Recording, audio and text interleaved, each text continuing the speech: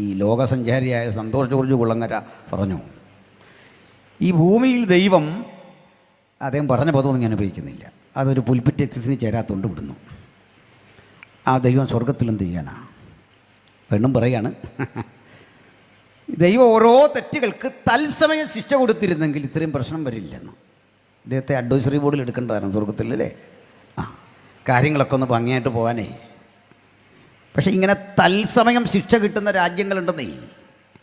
തെറ്റ് ചെയ്യുന്നവനെ കല്ലെറിഞ്ഞു കൊല്ലുന്ന, മയക്കമരുന്ന് ഉപയോഗിച്ചാൽ അപ്പോഴേ പിടിച്ച് ആജീവനാന്തം ജയിലിലിടുന്ന, മോഷ്ടിച്ചവൻ്റെ കൈയെറുക്കുന്ന രാജ്യമുണ്ട്. പക്ഷെ ലോകത്തിലേറ്റവും വലിയ അധോലോകത, ഒരു കുറ്റവാളിക്കും കൃത്യശിക്ഷ കിട്ടിയാൽ പോലും പാപത്തിൻ്റെ ശക്തി വർദ്ധിച്ചുകൊണ്ടിരിക്കും. അതതിൻ്റെ കാരണം. അപ്പോൾ നമുക്കിനി ഒരു തിരുവചന ഭാഗം വായിച്ചുകൊണ്ട് അതിൻ്റെ ഉള്ളടക്കത്തെ വിശദീകരിക്കാൻ പ്രാർത്ഥനാ പുരസ്സരം ഞാൻ ഇവിടെ നിൽക്കുന്നു. വളരെ പരിചിതമായ ഒരു വേദഭാഗം, വിശുദ്ധ യോഹന്നാൻ്റെ സുവിശേഷം 1-ാം അധ്യായം 14-ാമത് വചനം. Gospel of John chapter 1 verse 40.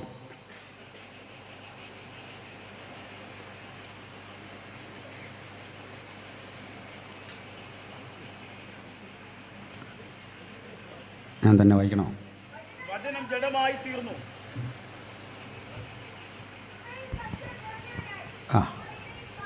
മതി മതി മതി. ഇങ്ങനെ വാക്യം വായിക്കാനൊക്കെ നേരത്തെ ഒരാളെ സജ്ജീകരിച്ച് നിർത്തണം. കുറ്റം പറഞ്ഞല്ല, ഞാൻ ആരെയും ഒന്നും പറയുന്ന ഒരാളല്ല. സുവിശേഷ വിലയ്ക്ക് ഇറങ്ങിയപ്പോൾ ഇതെല്ലാം സഹിച്ചോളാം എന്ന് കരുതി ഇറങ്ങിയ ഒരാളാണ്. കഴിഞ്ഞൊരു ദിവസം ഒരാൾ, വളരെ സീനിയറായൊരു ദേവദാസൻ, അദ്ദേഹം ചാടിക്കേറി വായിക്കുകയും ചെയ്തു. വായിച്ച മൊത്തം തെറ്റാണ്. എന്താ ചെയ്യുന്നത് നമ്മൾ? അതുകൊണ്ട് ഇതിലെല്ലാം ഒരു ശ്രദ്ധ നമുക്ക് ആവശ്യമാണ്. ഇടയ്ക്കിടയ്ക്കൊക്കെ വാക്യം വായിക്കേണ്ട ആവശ്യമുണ്ട്, പിന്നെയും പ്രയാസമാണ്. അതിൽ വായിച്ച ആ സഹോദരിക്കായി ദൈവത്തിന് സ്തോത്രം. കർത്താവ് സഹായിക്കട്ടെ. വളരെ വളരെ മനോഹരമായ ഒരു വേദഭാഗം. വചനം ജഡമായി തീർന്നു, കൃപയും സത്യവും നിറഞ്ഞവനായി നമ്മുടെ ഇടയിൽ പാർത്തു. കേട്ടാൽ എളുപ്പമാണെങ്കിലും വലിയ സങ്കീർണമായ ഒരു പ്രശ്നം ഈ വചനത്തിലുണ്ട്. പരസ്പരം യോജിക്കാത്ത രണ്ട് പദങ്ങളാണ് കൃപയും സത്യവും. ഒരിക്കലും യോജിച്ചു പോവില്ല. സത്യത്തിൻ്റെ വിപരീത ദിശയിലെ ഫലമാണ് കൃപയ്ക്കുള്ളത്. അത് ഞാൻ ലളിതമായിട്ടൊന്ന് വിശദീകരിക്കാം. നിങ്ങൾ വേണ്ടത്ര യാത്രാരേഖകളില്ലാതെ, വാഹനത്തിന് വേണ്ട അനുബന്ധ രേഖകളില്ലാതെ ഈ വഴിയിലൂടെ പോകുന്നു. MVD പിടിക്കുന്നു. അവർ യാത്രാരേഖകളൊക്കെ ചോദിക്കുന്നു. വണ്ടിയുടെ RC ബുക്ക്, ഇൻഷുറൻസ്, ലൈസൻസ്, ഇതൊക്കെ വേണം. പൊല്യൂഷൻ സർട്ടിഫിക്കറ്റ് ഒക്കെ വേണം. ഇതൊന്നുമില്ല, നിങ്ങൾ ശിക്ഷിക്കപ്പെടും. നിങ്ങൾ ശിക്ഷയ്ക്കർഹരാണ്, പക്ഷേ കൃത്യമായ ഒരു തുക നിങ്ങൾക്ക് അടയ്ക്കാനില്ല. ആകെ വിഷമിച്ചു. മാത്രമല്ല, യാത്രാരേഖകളില്ലാത്ത വണ്ടി CC ചെയ്യും, പോലീസ് സ്റ്റേഷനിൽ കൊണ്ടുപോകണം. വലിയ പ്രശ്നമാണ്. നിങ്ങൾ പറഞ്ഞതെല്ലാം അവർ കിട്ടും. അവർക്ക് കരുണയൊന്നും തോന്നില്ല. കാരണം അവർ ഇതുപോലെ 100 പേരെ ദിനം പ്രതി കാണുന്നതാണ്.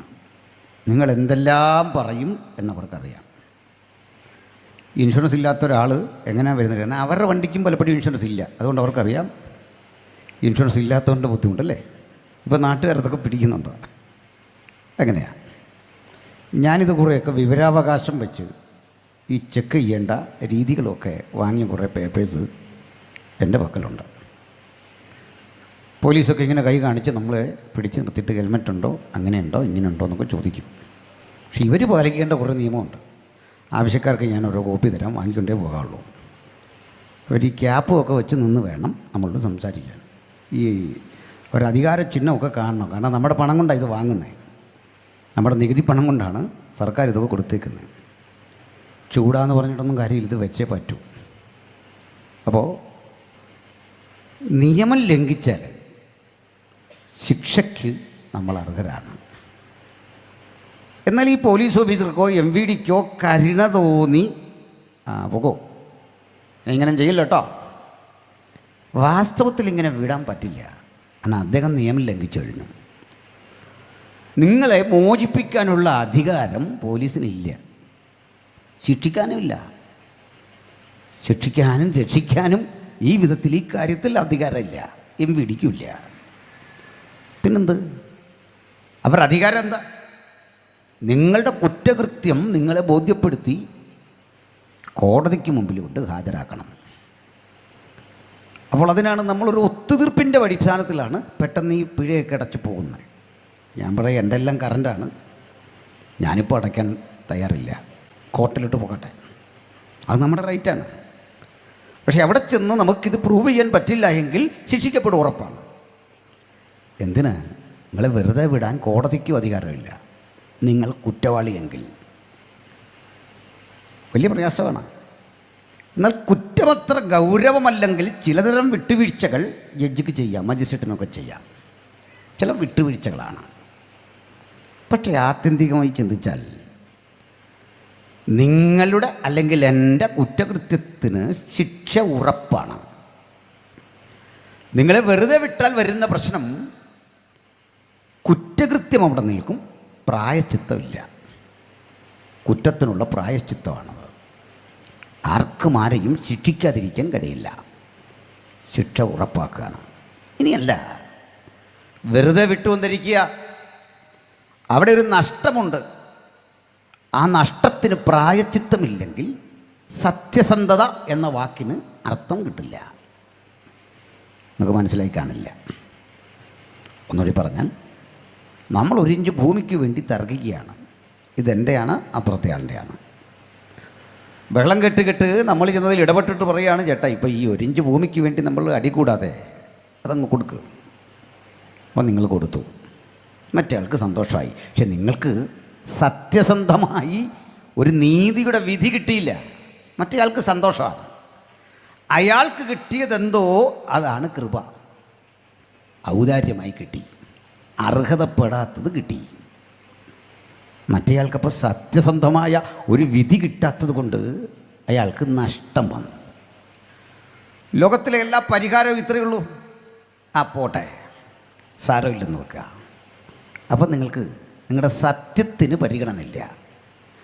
നിങ്ങൾ കൃപ കാട്ടി, പക്ഷെ സത്യം അപ്രസക്തമായി. നിങ്ങൾ സത്യസന്ധമായി ഇടപെട്ടു, അപ്പോൾ ഔദാര്യമില്ല, കാരുണ്യമില്ല. അലച്ചു നോക്ക്, ഒരു ഓട്ടോറിക്ഷക്കാരൻ കഠിനാധ്വാനം ചെയ്ത് ഒരല്പം പണം സംഭരിച്ച് വരും വഴിക്ക് യൂണിഫോം ഇല്ല. അദ്ദേഹം പറയാണ്, സാർ മരുന്ന് വാങ്ങാനാണ് സാർ, ഇത് വൈഫ് ഹോസ്പിറ്റലിൽ കിടക്കുക സാർ, ഇതൊക്കെ ഒന്ന് നോക്ക് സാർ, ഒരു കരുണ കാണിക്കണേ. കരുണ കാണിച്ചാൽ സത്യത്തിന് വിലയില്ല. സത്യത്തിന് വേണ്ടി നിന്നാൽ കാരുണ്യം എന്ന വാക്കിനർത്ഥമില്ല. ഇത് രണ്ടും ഒരേ വിഷയത്തിൽ ഒരേ സമയം ഒരുവന് പ്രാവർത്തികമാക്കാനാകുമോ? മനുഷ്യനായി പിറന്ന ഒരുത്തനും കഴിയില്ല. പക്ഷേ യോഹന്നാൻ ഒരുവനെ ചൂണ്ടിക്കാട്ടിയിട്ട് പറയുക, ഞാനേ ഒരുവനെ പരിചയപ്പെട്ടു, ആ വ്യക്തിത്വത്തിൽ ഒരേ സമയം കൃപയും സത്യവും പൂർണ്ണ അളവിൽ സംയോജിക്കപ്പെട്ടിരിക്കുന്നു. സത്യത്തിൻ്റെ പവിത്രതയ്ക്കൊരു കുറവും വരാതെ, കാരുണ്യത്തിൻ്റെ വിശാലതയ്ക്ക് ഒരപാകതയും വരാതെ, സത്യത്തെയും കൃപയെയും ഒരുപോലെ സമന്വയിക്കുന്ന ആ വ്യക്തിത്വത്തെ കണ്ടിട്ട് നമ്മൾ ചോദിക്കുക, അതെങ്ങനെ നിനക്ക് മനസ്സിലായി? അദ്ദേഹം പറയുക, ഞങ്ങളേ ആ മഹാനുഭാവൻ്റെ തേജസ് ഏകജാതനായവൻ്റെ തേജസ്സായി, പിതാവിൻ്റെ തേജസ്സായി അവങ്കൽ നിന്ന് പുറപ്പെടുന്നത് കണ്ടു. ഇങ്ങനെ ഒരുവനെക്കുറിച്ചും ലോകത്തൊരു വെളിപ്പാടും ഉണ്ടായിട്ടില്ലെങ്കിൽ അങ്ങനെ ഒരുവനേ നമ്മുടെ മുമ്പിലുള്ളൂ. അവിടുത്തെ പേരാണ് കർത്താവായ യേശു ക്രിസ്തു. ഇന്ന് രാത്രി സത്യവും കൃപയും നിറഞ്ഞ ആ മഹാനുഭാവനെ ജനകോടികളുടെ നടുവിൽ ഉയർത്തിക്കാട്ടിക്കൊണ്ട്, ബഹുജന സമക്ഷം ഉയർത്തിക്കാട്ടിക്കൊണ്ട് ഈ സുവിശേഷ ഘോഷണത്തിൻ്റെ മധ്യേ ഞങ്ങളിങ്ങനെ പറയട്ടെ, മറ്റൊരുവനും രക്ഷയില്ല, മറ്റൊരുവനിലുമില്ല രക്ഷ, മറ്റൊരിടത്തും രക്ഷയില്ല, മറ്റെവിടെയും രക്ഷയില്ല. നാം രക്ഷിക്കപ്പെടുവാൻ ആകാശത്തിന് കീഴിൽ മനുഷ്യരുടെ ഇടയിൽ നൽകപ്പെട്ട ഒരേ ഒരു നാമം നമ്മുടെ കർത്താവായ യേശുക്രിസ്തുവിൻ്റെ നാമം. ഹല്ലേലൂയ. ഇത് നമുക്ക് ഇതെങ്ങനെയാണ് ഈ രണ്ട് വൈരുദ്ധ്യങ്ങളെ ഒരുവൻ ഉൾക്കൊണ്ടു പോകുന്നത്? ക്രിസ്തുവിലെങ്ങനെ സത്യവും കാരുണ്യവും ഒരുപോലെ അന്തർലീനമായിരിക്കുന്നു, അതാണ് പരിശോധിക്കേണ്ടത്. അതിന് നമുക്കാദ്യം ഈ പുസ്തകത്തിലൂടെ തന്നെ ചരിക്കണം, ഇതിൻ്റെ എഴുത്തുകാരനിലൂടെ കടന്നു പോകണം. കാരണം ഇത്രയും ഗഹനമായൊരു ചിന്ത നമ്മുടെ മുമ്പിൽ അവതരിപ്പിച്ച ആ ഓതറുണ്ടല്ലോ എഴുത്തുകാരൻ, അദ്ദേഹം എങ്ങനെയാണ് കണ്ടെത്തിയത് ഈ വ്യക്തിയിൽ സത്യവും കാരുണ്യവും ഒരുപോലെ നിറയുന്നു എന്ന്, നീതിബോധവും കാരുണ്യവും ഒരുപോലെ നിറയുന്നുവെന്ന്? പരസ്പരം യോജിക്കാത്ത ഈ വൈരുദ്ധ്യങ്ങളെ കൂട്ടിയോജിപ്പിച്ചുകൊണ്ട് ഈ വ്യക്തിയുടെ ജീവിതം എങ്ങനെ വിജയപ്രദമായി എന്ന് പറയുന്ന ആ ഓതറിനെ നമുക്കൊന്ന് പരിചയപ്പെടാം. യോഹന്നാൻ. എന്താണ് യോഹന്നാൻ ചെയ്തത്? ഈ സുവിശേഷത്തിൻ്റെ ലക്ഷ്യമെന്താണ്? എന്തിനാണ് ഇതെഴുതിയത്? നമുക്കാകെ 4 സുവിശേഷങ്ങൾ വിശുദ്ധ ബൈബിളിലുണ്ട്. നമ്മളെല്ലാം അറിയുന്ന പോലെ മത്തായി, മർക്കോസ്, ലൂക്കോസ്, യോഹന്നാൻ. അതിൽ 2 പേർ യേശുക്രിസ്തുവിൻ്റെ 12 ശിഷ്യഗണങ്ങളിൽ പെടുന്ന ആളുകളാണ് മത്തായിയും യോഹന്നാനും. മാർക്കോസ് യേശുവിൻ്റെ ശിഷ്യനല്ല, ലൂക്കോസും അങ്ങനെ തന്നെ.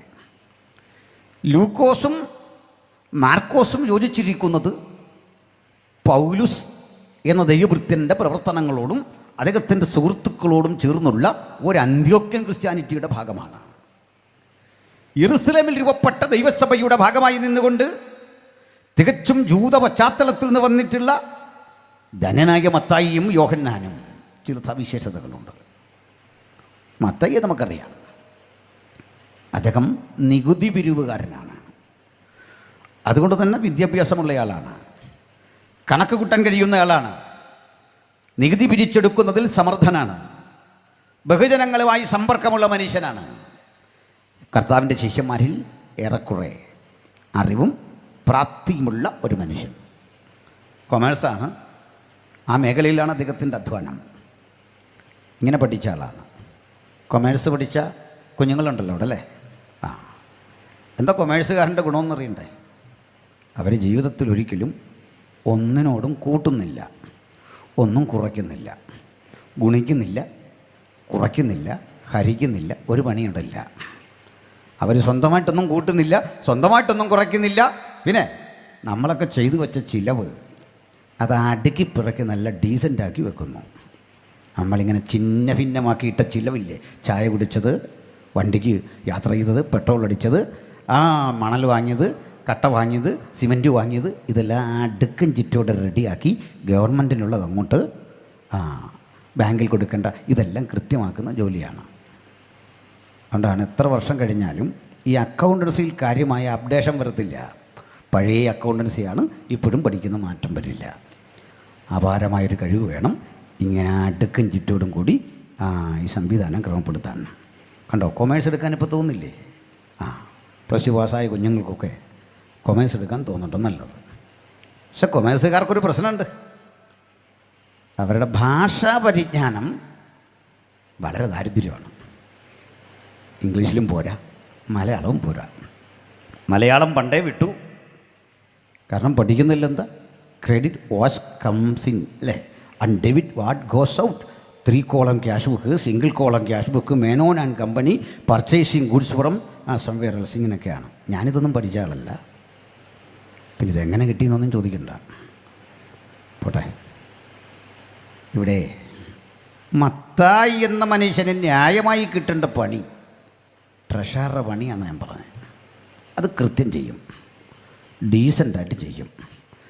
കണക്ക് കൂട്ടാനറിയാം, അടുക്കും ചിട്ടോടെ വെക്കാനറിയാം, ലാഭം എത്ര നഷ്ടം എത്ര ഇതൊക്കെ കൃത്യമറിയാം.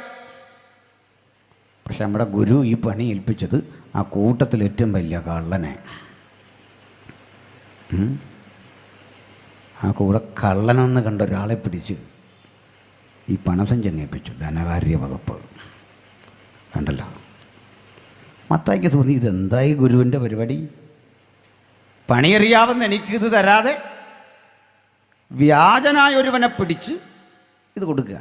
തന്നെയല്ല, അവൻ്റെ വാക്ക് കേട്ടാൽ ആകർഷിക്കപ്പെടും. പുള്ളി എപ്പോഴും പറയുന്നത് പാവങ്ങളെക്കുറിച്ച്, ചാരിറ്റി ചെയ്യുന്നതിനെക്കുറിച്ചാണ്. ഇത്രയൊക്കെ ചിലവ് ചെയ്യേണ്ട കാര്യമുണ്ടോ? ചാരിറ്റി ചെയ്യണം, ചാരിറ്റി ചെയ്യണം.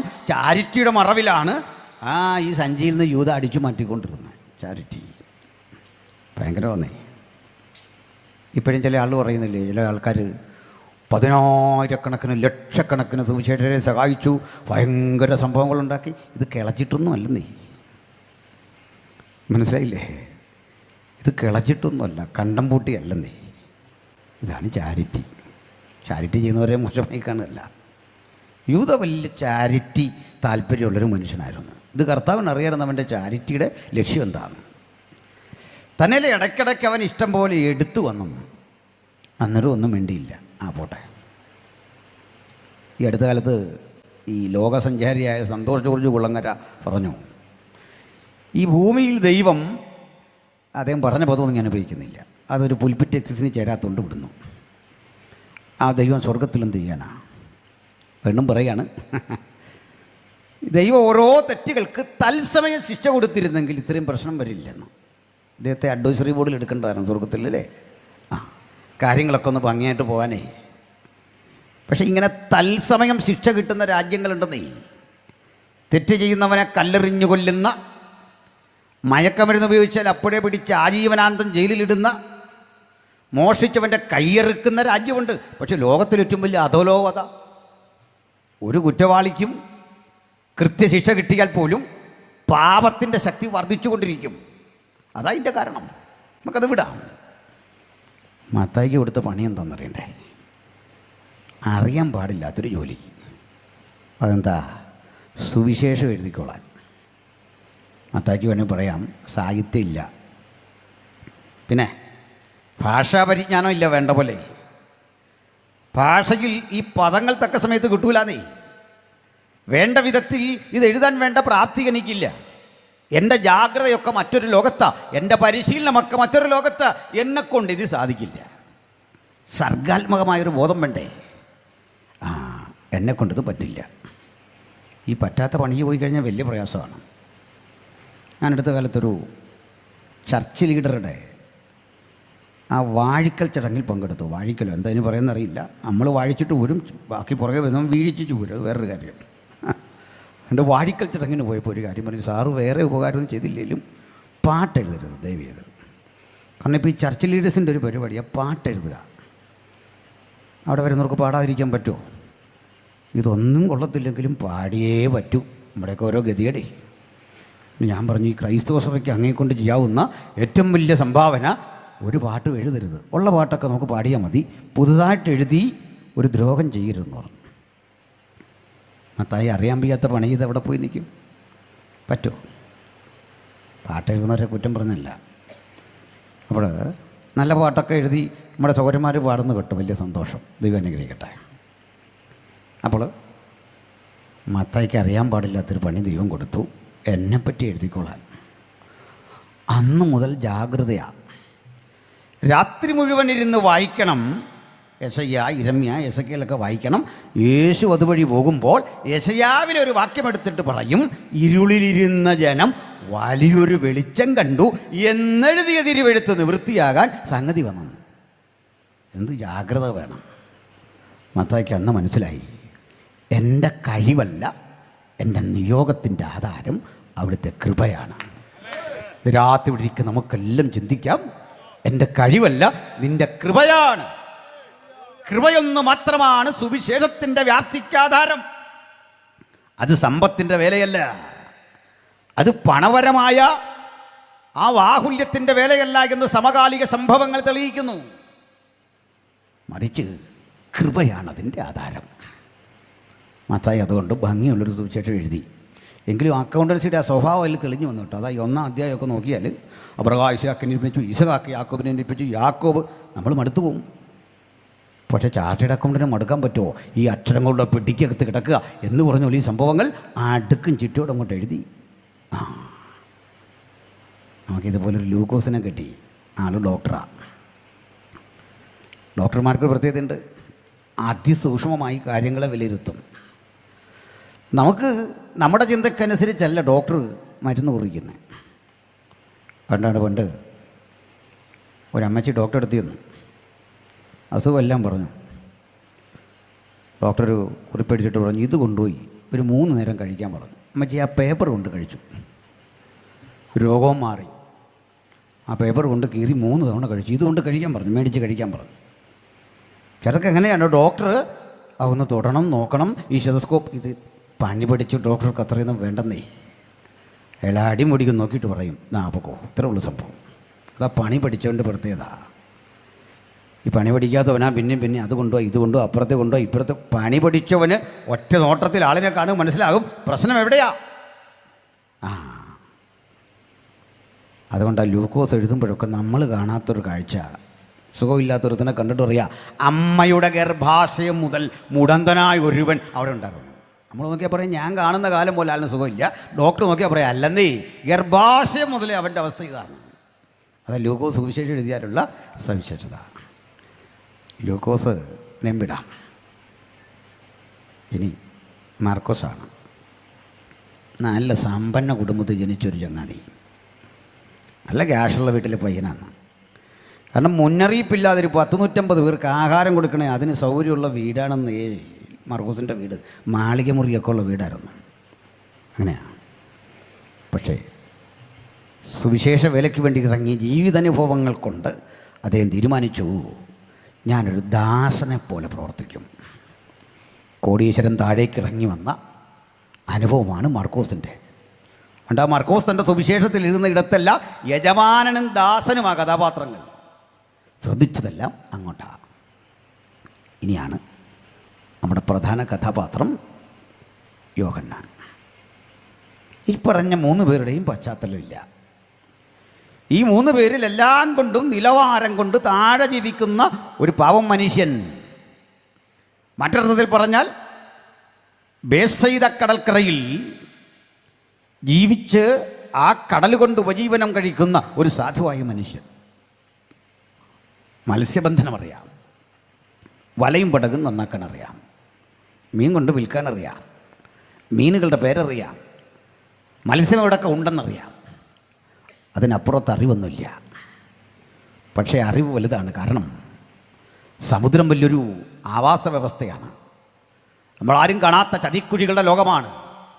നമ്മളാരും കണ്ടിട്ടില്ലാത്ത വ്യത്യസ്ത അനുഭവങ്ങളുടെ ലോകമാണ്. വലിയൊരു സത്യസന്ധതയോടു കൂടി ലോകമാണത്. അതിന് കാരണങ്ങളുണ്ട്, ഞാൻ പിന്നാലെ വിശദീകരിക്കാം ആവശ്യമെങ്കിൽ. പഠിപ്പില്ല, തീരെ പഠിപ്പില്ലെന്ന് പറഞ്ഞാൽ പോരാ. അത്യാവശ്യം ആ കൂലി വാങ്ങാൻ കൊടുക്കാൻ അതൊക്കെ പറയാനുള്ള അറിവ് ജീവിതാനുഭവങ്ങളിൽ നിന്ന് അദ്ദേഹത്തിനുണ്ട്. അത്യാവശ്യം കമ്മ്യൂണിക്കേറ്റ് ചെയ്യാൻ വേണ്ട ഭാഷയുണ്ട്. പണ്ഡിതനല്ല. തമ്പുരാൻ അദ്ദേഹത്തിനും കൊടുത്തു ഒരു സുവിശേഷം എഴുതാനുള്ള ചാൻസ്. ഒരു സുവിശേഷം മാത്രമല്ല, അദ്ദേഹത്തിന് മറ്റ് ഇതര എഴുത്തുകാരെ അപേക്ഷിച്ച് കുറെ കൂടി ചില മേന്മകളുണ്ട്. അതിലൊന്ന് 3 ഉജ്ജ്വലങ്ങളായ ലേഖനങ്ങൾ, ഒരു സുവിശേഷം, ഏറ്റവും ഒടുവിൽ വെളിപ്പാട്, സാഹിത്യം. ഇതെല്ലാം എഴുതാൻ പഠിപ്പും അറിവുമില്ലാത്ത ഒരു സാധുവിനെ തിരഞ്ഞെടുത്തു. ഈ മനുഷ്യൻ്റെ റേഞ്ച് എന്താണ്? എവിടെ വരെ ചെല്ലാം? മുമ്പ് സൂചിപ്പിച്ച പോലെ ഒരു സാധാരണ പോലീസ് കോൺസ്റ്റബിളായി, ഒരു സിവിൽ പോലീസ് ഓഫീസറായി ജോലിയിൽ പ്രവേശിക്കുന്ന ഒരാൾക്ക് ഒരു സബ് ഇൻസ്പെക്ടറോ അതല്ലെങ്കിൽ മാക്സിമം പോയാൽ CI വരെയായിട്ട് റിട്ടയർ ചെയ്യാം. നമുക്കദ്ദേഹത്തിൻ്റെ റേഞ്ച് അറിയാം. ദാ ഇവിടെ വരെയാണ് നിങ്ങളുടെ റേഞ്ച്. അങ്ങനെയെങ്കിൽ പഠിപ്പില്ലാത്ത, പ്രാപ്തിയില്ലാത്ത ഈ ഗലീലിയ തടാകത്തിൻ്റെ തീരത്ത് വേണ്ടത്ര സാമ്പത്തിക പശ്ചാത്തലമില്ലാത്ത സബദിയുടെ മകനായി ജനിച്ചു വളർത്തപ്പെട്ട ഈ ചെറുപ്പക്കാരൻ്റെ ആ വ്യാപ്തി ഇവിടെ, പ്രവർത്തന വ്യാപ്തി ഇവിടെ, എവിടെ വരെ പോകാം, എന്തുവരെ ചിന്തിക്കാം, എന്തൊക്കെ പറയാം. സമൂഹം ഒരു വരയിട്ടു, നിനക്കിവിടെ വരെ വേണ്ട, സമൂഹത്തെ വിടാം. അയാൾ തന്നെ ചിന്തിച്ചു, എനിക്ക് ചെയ്യാൻ പറ്റുന്ന പരമാവധി കാര്യം ഇതുവരെ. പക്ഷെ ഒന്ന് മനസ്സിലാക്കണം, എല്ലാ അതിർവരമ്പുകളെയും ലംഘിക്കാൻ കഴിയുന്ന അതിജീവനത്തിൻ്റെ ശക്തിയുടെ പേരാണ് കൃപ. ആ കൃപ ജീവിതത്തിലേക്ക് വന്നു കഴിഞ്ഞാൽ പഠിപ്പ് വിഷയമല്ല, പശ്ചാത്തലം വിഷയമല്ല, ജീവിത സൗകര്യം വിഷയമല്ല, സമ്പത്ത് വിഷയമല്ല, ഞാനും നിങ്ങളും തടസ്സമായി കാണുന്ന ഘടകങ്ങളൊന്നും ഒരു തടസ്സമല്ല. വിശാലതയുടെ വഴികൾ ഭക്തന്റെ മുമ്പിൽ തുറന്നിട്ട് പറയാ, വാ, മേലാൽ സംഭവിപ്പാനിരിക്കുന്നത് ഞാൻ നിനക്ക് കാണിച്ചു തരാം. ഭയങ്കരവും അഗോചരവുമായ പ്രവൃത്തികൾ കൊണ്ട് ആരും കാണാത്ത മണ്ഡലത്തിലൂടെ ഭക്തനെ വഴി നയിക്കാൻ കഴിയുന്ന ദൈവകൃപയുടെ വ്യാപാരം ഈ ദൈവദാസനിൽ സംഭവിച്ചപ്പോൾ അതേ ദൈവം അതേ കൃപയോടെ അതേ ശക്തിയോടെ ഇന്ന് രാത്രി നമ്മുടെ മധ്യത്തിലുണ്ട്. ആർക്ക് വേണം ആ സ്പർശനം? ആർക്ക് വേണം ആ സ്വാന്തനം? ആർക്ക് വേണം ആ ദൈവിക ഇടപെടൽ? ആ ഇടപെടലിന് കാതോർത്തിരിക്കുന്ന യാതൊരാളെ അവഗണിക്കാത്ത മഹാദൈവത്തിന്റെ സാന്നിധ്യം നമുക്ക് ഏറ്റെടുത്തിട്ട് പറയാം, എൻ്റെ മുമ്പിലെ അതിർവരമ്പുകളെ ലംഘിച്ചുകൊണ്ട് അവൻ എന്നെ മുമ്പോട്ട് കൊണ്ടുവരാൻ പോകുകയാണ്. അതിന് പ്രായം തടസ്സമല്ല, വാർദ്ധക്യം തടസ്സമല്ലെന്ന്, രോഗം തടസ്സമല്ല. Hallelujah, praise the Lord. ഞാനൊരു 2-3 മാസമൊക്കെ മുമ്പ് ഒരു വോക്കിംഗ് സ്റ്റിക്ക് കൊണ്ടാണ് പ്രസംഗിക്കാൻ കഴിയുക. നാളെ വരുന്ന KJ തോമസ് പാസ്റ്ററുടെ നാട്ടിൽ കുമളിൽ IPC ഡിസ്ട്രിക്ട് കൺവെൻഷന് മുമ്പ് എനിക്ക് ഒരു വോക്കിംഗ് സ്റ്റിക്കുണ്ട്. ഒരു സ്ട്രോക്ക് വന്നതിൻ്റെ സൈഡ് ഇഫക്റ്റാണ്. അധികം താമസിക്കാതെ കർത്തദാസൻ ഉറപ്പിച്ചുള്ള ഡൽഹിക്ക് പോകണം, ഈ വഴിയൊക്കെ കൊണ്ട് പോകണം. പക്ഷെ ഞാനിത് കണ്ട് കിടന്നില്ല, ഇതും കുത്തിപ്പോയി. തന്നെ വണ്ടി ഓടിച്ചാണ് പോകുന്നത്. ഇപ്പോഴും അങ്ങനെയൊക്കെ തന്നെയാണ്. എന്താണെന്നറിയണ്ടേ, ചിലപ്പോഴൊക്കെ ചില വസ്തുതകളും സാഹചര്യങ്ങളും നമ്മളെ കിടത്താനും ഒതുക്കാനും ശ്രമിക്കും. പിശാച് നമ്മുടെ കാതിൽ വന്നിട്ട് ചോദിക്കും, നിന്റെ മഹാശക്തി ഏതിലാകുന്നു, ഏതിനാൽ നിന്നെ ഒതുക്കാം? അപ്പോഴൊക്കെ ഭക്തൻ പറയണം, അങ്ങനെ ഒതുങ്ങുന്ന ബ്രാൻഡല്ലിത്, അങ്ങനെ തലകൽ കുനിക്കുന്ന ഉൽപ്പന്നമല്ലിത്, ഇത് മുദ്രയേറ്റൊരു ഉൽപ്പന്നമാ. ഉയരത്തിലെ ആ ശക്തി മുദ്ര ചെയ്യപ്പെട്ട ഒരു ഉൽപ്പന്നമാ. അങ്ങനൊന്നും കീഴടങ്ങാൻ നമുക്കാവില്ല. ഹല്ലേലൂയ. ഇപ്പോൾ അതൊക്കെ കളഞ്ഞെന്നേ, നാളെ വീണ്ടും എടുത്താലും എനിക്കതിൽ പേടിയൊന്നുമില്ല. പേടിക്കാത്തതിൻ്റെ അപാര ധൈര്യം ഉള്ളതുകൊണ്ടല്ല, മുകളിൽ നമ്മെ അയച്ച ഒരുത്തനുണ്ട്, അതാണ് നമ്മുടെ ധൈര്യം. ഹല്ലേലൂയ. ഇനിയുണ്ട് ചില കാര്യങ്ങൾ കൂടി പറയാൻ. ശ്രദ്ധിക്കുന്നുണ്ടോ? മനസ്സിലാകുന്നുണ്ടോ? അവിടെയൊക്കെ കേൾക്കാവോ? കേൾക്കാം. കേൾക്കത്തില്ല, ഇങ്ങോട്ട് കയറിയിരിക്കാൻ പറയാനായിരുന്നു. അങ്ങനെയാ നമ്മുടെ ആൾക്കൊരു പ്രശ്നമുണ്ട്. ഏറ്റവും പുറകിൽ നിന്നിട്ട് ഇങ്ങനെ കാണിക്കും, ഒന്നും കേൾക്കത്തില്ലെന്ന്. ഞാനിങ്ങനെ കാണിക്കും, സാരമില്ലെന്ന്. അതങ്ങ് മാറിക്കോളും. അപ്പോൾ നമുക്ക് തുടർന്നുള്ള വിഷയത്തിലേക്ക് ഒന്ന് പോകാം. ഇനി ശ്രദ്ധിച്ചിരുന്നാൽ മാത്രം മനസ്സിലാകുന്ന ചില കാര്യങ്ങളാണ് പറയാൻ പോകുന്നത്. പണ്ട് ഗ്രീസിലൊരു ഗുരു ജീവിച്ചിരുന്നു, വലിയൊരു അധ്യാപകൻ. കർത്താവായ യേശുക്രിസ്തുവിനും 500 ആണ്ടുകൾക്ക് മുമ്പിലാണ് അദ്ദേഹം. നമ്മുടെ ബുദ്ധ ഒക്കെ ഇന്ത്യയിൽ ജീവിച്ചിരുന്ന കാലം, അതിനോടനുബന്ധിച്ച കാലം.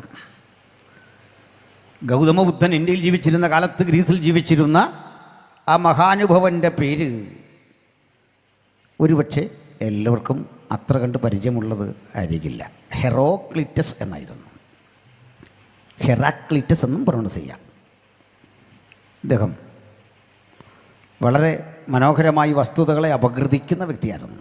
ഗ്രീക്കിലെ ചിന്തകന്മാരും അധ്യാപകരും ഒക്കെ എങ്ങനെയായിരുന്നു മനുഷ്യന് മനസ്സിലാകുന്ന ഒട്ടേറെ ചിന്തകൾ സമൂഹത്തിന് കൊടുത്തവരാണ്. അവരുടെ ആ ചിന്തയ്ക്കൊന്നും ഇന്നും മാറ്റമില്ല.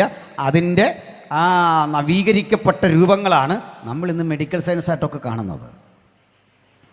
അപ്പം അതിലൊരു മാഷുണ്ടായിരുന്നു, അവരുടെ അറിവിനെപ്പറ്റി ഒന്ന് പറയാൻ ഞാൻ മറ്റൊരു മാഷിനെ കൂടെ പരിചയപ്പെടുത്താം അനുബന്ധമായിട്ട്. മാഷ് ക്ലാസ് എടുത്തുകൊണ്ടിരിക്കുകയാണേ. കാശെടുത്തുകൊണ്ടിരിക്കുമ്പോൾ ഒരു ചോദ്യം കുട്ടിയോട് ചോദിച്ചു. ഒരുവന് ഒരു നദിയിൽ ഒരു തവണ മുങ്ങാമോ? എന്താ പറയുന്നു മക്കൾ? ഈ അവാർഡ് നാളെ മേടിക്കാൻ വരുന്ന കുഞ്ഞുങ്ങൾ ഇങ്ങോട്ട് നോക്കി, അങ്കിളിൻ്റെ മറുപടി തന്നെ. ഒരുവനൊരു നദിയിൽ ഒരു തവണ മുങ്ങാവോ? അല്ല, 2 തവണ മുങ്ങാവോ? അവിടെ തുടങ്ങാം. ഒരുവനൊരു നദിയിൽ 2 തവണ മുങ്ങാമോ? കുട്ടി പറഞ്ഞു 2. ബാക്കി ഇവിടെ പോയി. മാഷ് പറഞ്ഞു സാധിക്കില്ല. അതെന്താ കാര്യം? മുങ്ങി എഴുന്നേൽക്കുമ്പോഴേക്കും നദി ഒഴുകിപ്പോയിരിക്കും, അതങ്ങ് പോയി. അന്നാ കൊച്ചിന് മനസ്സിലായി ശരിയാണല്ലോ. അപ്പോൾ ഒരു മോൻ അവിടെ നിന്നുകൊണ്ട് ചോദിച്ചു, മാഷ് പറഞ്ഞ ശരിയാണ്, ഒരുവനൊരു നദിയിൽ ഒരു തവണ മുങ്ങാമോ? മാഷ് പറഞ്ഞ അത് പറ്റും. അവൻ പറഞ്ഞത് പറ്റില്ല. ഭയങ്കര വാഗ്വാദമായി. നമ്മുടെ സ്കൂളിലൊന്നും അത് പറ്റിയല്ല. പണ്ടത്തെ കാലത്ത് ഇങ്ങനെ ചോദിച്ചാൽ നമ്മൾ ഇറക്കി വിടുമായിരുന്നു. അങ്ങനെയാണ്. എന്നിട്ട് നമ്മൾ പറയും പണ്ടത്തെ സാറുമാരായിരുന്നു സാറുമാരെന്ന്. ഒന്നും അല്ലെന്നേ, ഇന്നത്തെ അധ്യാപകർക്ക് ബോധവും വെളിയും ഒക്കെ വന്നേ. സന്തോഷമില്ല നിങ്ങൾക്കല്ലേ? കുഞ്ഞുങ്ങളെ, നിങ്ങൾ ഇന്നും കൊണ്ട് വിശ്വസിക്കരുത്. പണ്ടത്തെ മനുഷ്യന് ഭയങ്കര ആരോഗ്യമായിരുന്നു, പണ്ടത്തെ മനുഷ്യർക്കായിരുന്ന മൂല്യം. ഒരു പാട്ട് കേട്ടില്ലേ? പണ്ടെങ്ങാണ്ടൊരു നാടുണ്ടായിരുന്നു, അവിടെ ഇത്രയും മതമൊക്കെ ഉണ്ടായിരുന്നു, അന്ന് മതപരമായ ആര് പറഞ്ഞ ആ കാലത്ത് ഈ അടിയെല്ലാം നടന്നേ. സന്തോഷമില്ല? നമ്മൾ പരസ്യം നടത്തുന്ന ആൾക്കാരും പണ്ട് നല്ലതായിരുന്നു, പണ്ട് നല്ലതായിരുന്നു. എവിടെ പണ്ട് നല്ലത്? മനുഷ്യനെ വില പറഞ്ഞ് വിറ്റ നാടാണിത്.